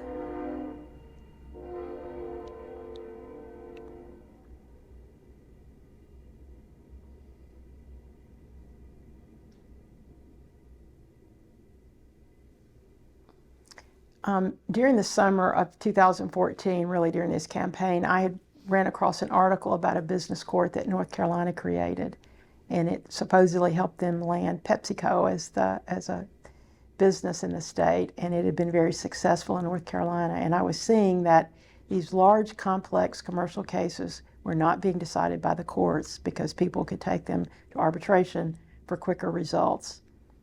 And I felt like we were not doing our job as a judiciary by not servicing these cases. So I studied all these business courts in other states. I think we had maybe 26 other states doing business courts. And it's a specialized court with a very experienced, good judge who is, do I need to break for the train? It just keeps going. Maybe it's subsided now. Okay. So I asked Chancellor Ellen Lyle to be the business court judge. She eagerly accepted, and she just did a fantastic job setting up this specialized court, which is part of her regular docket. It wasn't a new judge, it wasn't a new court. I actually met with members of the legislature, and they were all for it, and basically said, how much money do you need? They were, I think, willing to set it up. I felt like the Supreme Court would lose the ability to appoint the judge, and the judge was the secret sauce in that recipe. We had to have the very best judge. So I said, I don't know how this is going to go. We may not get many cases. Let's do it internally and see how it goes.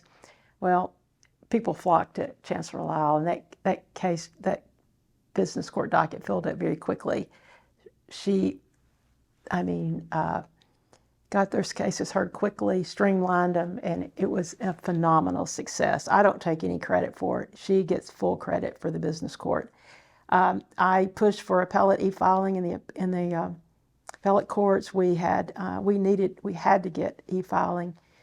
We needed it statewide, needed it in all the trial courts as well, but we don't control the trial court budgets or the dockets. So the only thing I could control was the appellate e-filing. And we had to get our case management system finished because it was in a mess. And we adopted a case management system. It had been lingering. So I had to fight that battle. And then we got the appellate e-filing going. I give that an A+, and I give A+ to our appellate court clerk who really supervised that process. Lawyers in Tennessee who do indigent work don't get paid enough. I thought we were at a crisis at that point. So I formed an indigent representation task force to study the issue. I appointed Dean Koch to be head of that commission, and he did a bang-up job. We had public hearings across the state where lawyers came in and told us their experiences. Of course, I already knew I had done indigent work for $20 an hour, which was well below my overhead. And the rate then at that point, I think, was only $40 an hour. So as a result of that task force, that report came out just as I was leaving as Chief Justice, but the outcome was we got a bump to $50 an hour, which is good, but not good enough. And then they formed this appellate public defender division, which is a great success. And that was one of the recommendations of the commission. We continued the excellent work of the Access to Justice Commission. Tennessee is a leader in the country in our access to justice efforts, and that's really arises from the work of the Access to Justice Commission and all the legal aid organizations in Tennessee. I pushed for greater transparency. I thought the people ought to know what the court's doing. I had social media accounts set up when I ran 2014. I continued with my Twitter account, my Facebook account. So I became a regular tweeter, and I used that to announce when we were having court and what the cases were about. And I particularly used it a lot during COVID because we were coming out with orders very quickly on short notice, closing and opening and different things. And I was able to push those out on Twitter really before there could be a news release about it. And then I did a docket cleanup initiative because there was a case out of Memphis in 2015. I wrote a concurring opinion in. This 10-year-old boy had witnessed a murder, and the case didn't get tried till he was 15, 5 years. And I'm sure the man sat in jail during those 5 years. Case was reset 31 times. By the time it was tried, the young man was 15, and he knew not to get involved in a murder case. He knew not to remember his testimony, so he didn't remember giving a statement of the police. He didn't remember anything. So the issue for the court was, can they use his preliminary hearing testimony? All right, but it just points out what happens when a case lingers for 5 years. So I started looking at all the statistics, and I realized there were thousands of cases on our statewide docket. Some were over 20 years old, some were over 10 years old, a lot were over 5 years old. And it was more of a problem of orders not being entered. I know in Knox County there was hundreds of cases left over from the asbestos litigation, where they'd settled with everybody except for maybe one party that didn't have any money, and the case was just still on the docket. So I encourage judges to go through all their dockets and just clean them up. If a case, do a show cause, just get orders entered. Let's get these numbers down. And we saw a drastic reduction in old cases. And I mean, the stats were the bar graph. We would be here, and then we kept dropping. And it was very successful. I had a lot of support from some trial judges for doing that. I also had some pushback, some serious anger directed at me from some trial judges who didn't like somebody on the Supreme Court telling them to manage their dockets. But the public loses trust in you if you have their case and in 5 years it hadn't been heard. So I felt like it was really a public trust issue, and I was willing to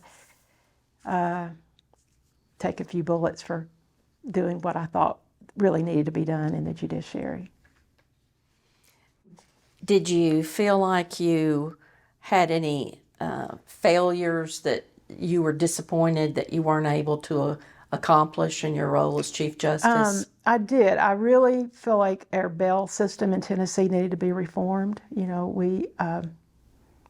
I'd done some research, and I talked to some other judges out of state.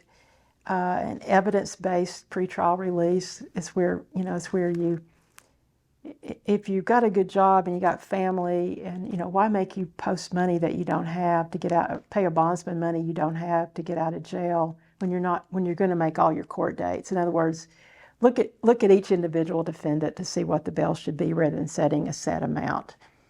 Because every day somebody spends in jail pretrial, they're more likely to offend. They usually lose their job.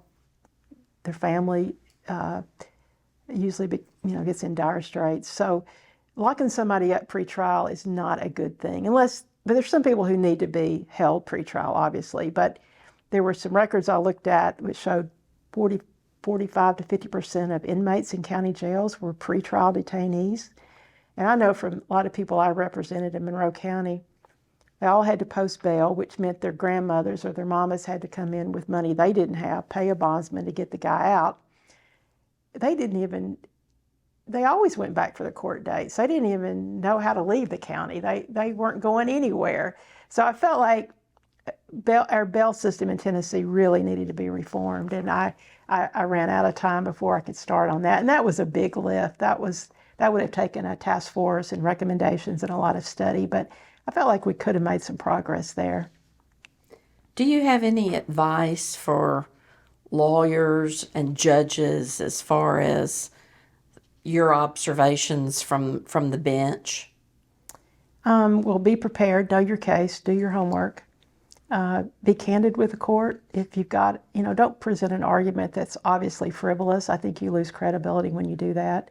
Don't stretch the facts or the law to fit your case. And have courage to take on causes that may not be popular. Be involved in your community and do pro bono work. You got to stay connected, and pro bono work is a great way to do that. What about as far as judges are concerned? We've talked a little bit this afternoon about the credibility of the judiciary. How does a judge conduct themselves to make that statement to the public that you can have confidence in the judiciary?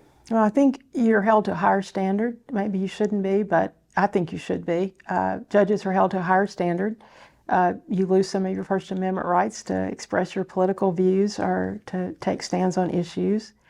But a lot of the same qualities as lawyers: work hard, be prepared on your cases, be willing to listen, don't stretch the facts of the law to fit your position. You have to leave your personal views and your politics at the door. Those can't enter into your deliberations.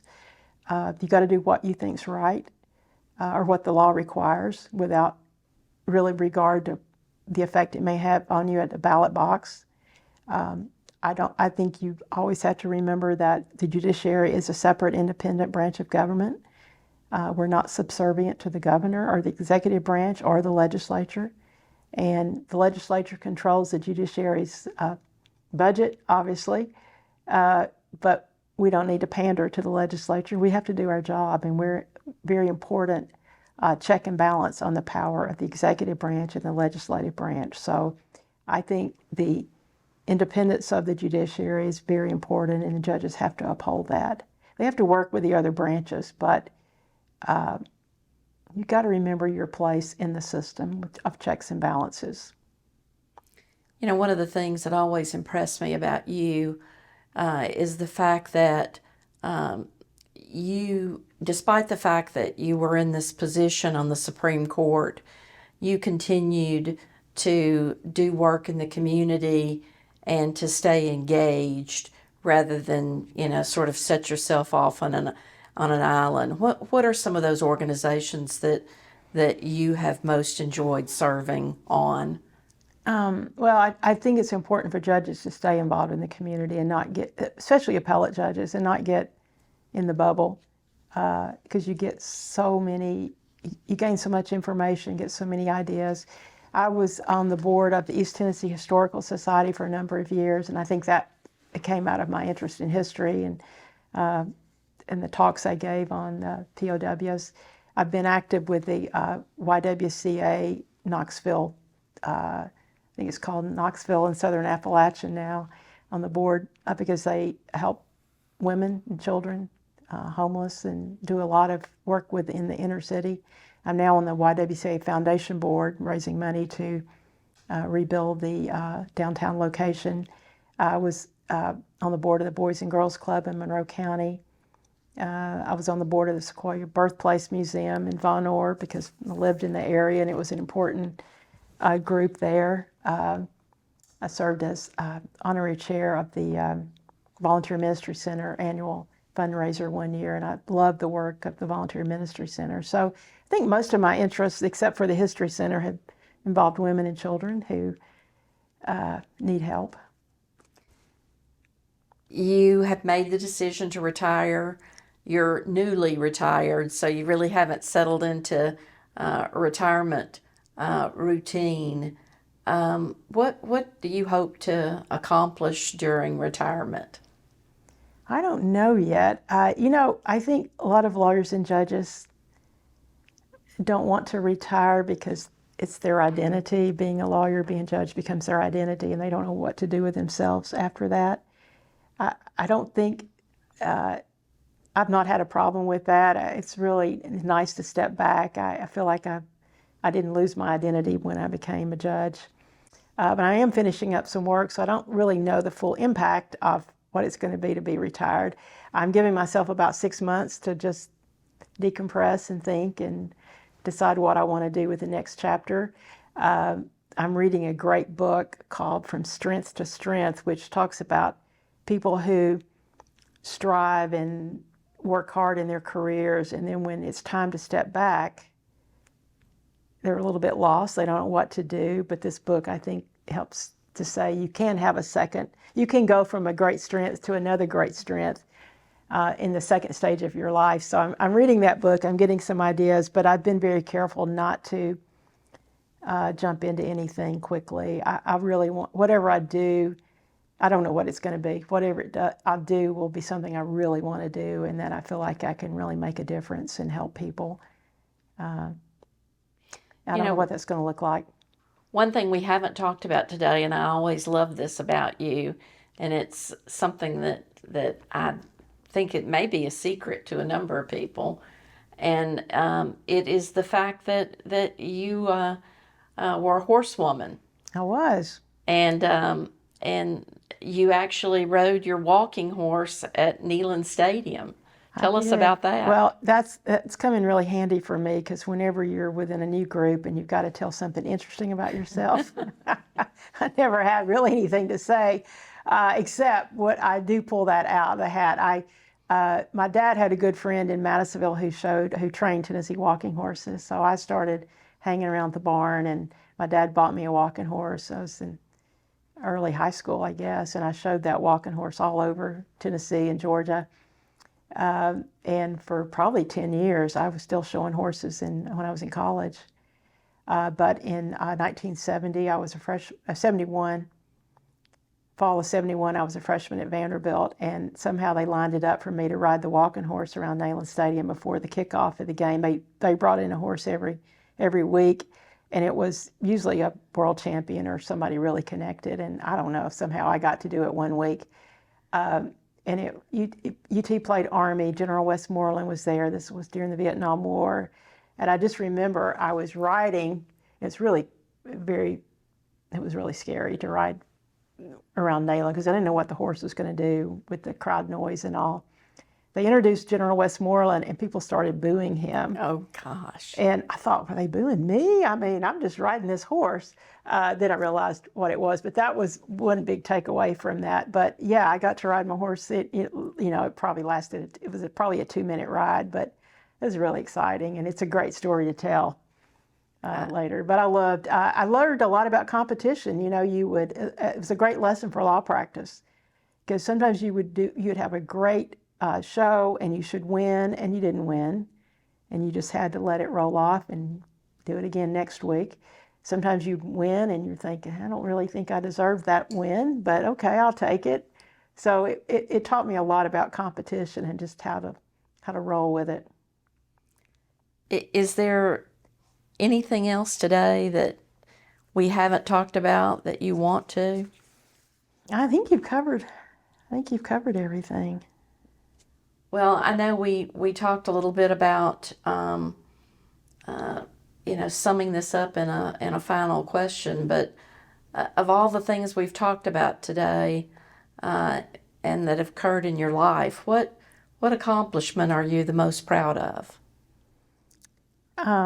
Well, my proudest accomplishment would be raising two great daughters who are kind and compassionate and smart and hardworking and just good people. Being Chief Justice was, of course, the height of my professional career, but that really fades in comparison to the personal accomplishment there. And I know that retirement is going to bring about a lot more opportunities for interactions with those grandkids. Absolutely. We have Friday fun night. Two granddaughters usually spend Friday night with me, which allows them to do things they're not allowed to do at home. Play on the iPad and the phone and watch a lot of TV and eat a lot of candy, and I really get to spoil them. Then my grandson, I'll be able to see him much more often. Well, thank you for being with us this afternoon. Thank you. You did a great job with your questions.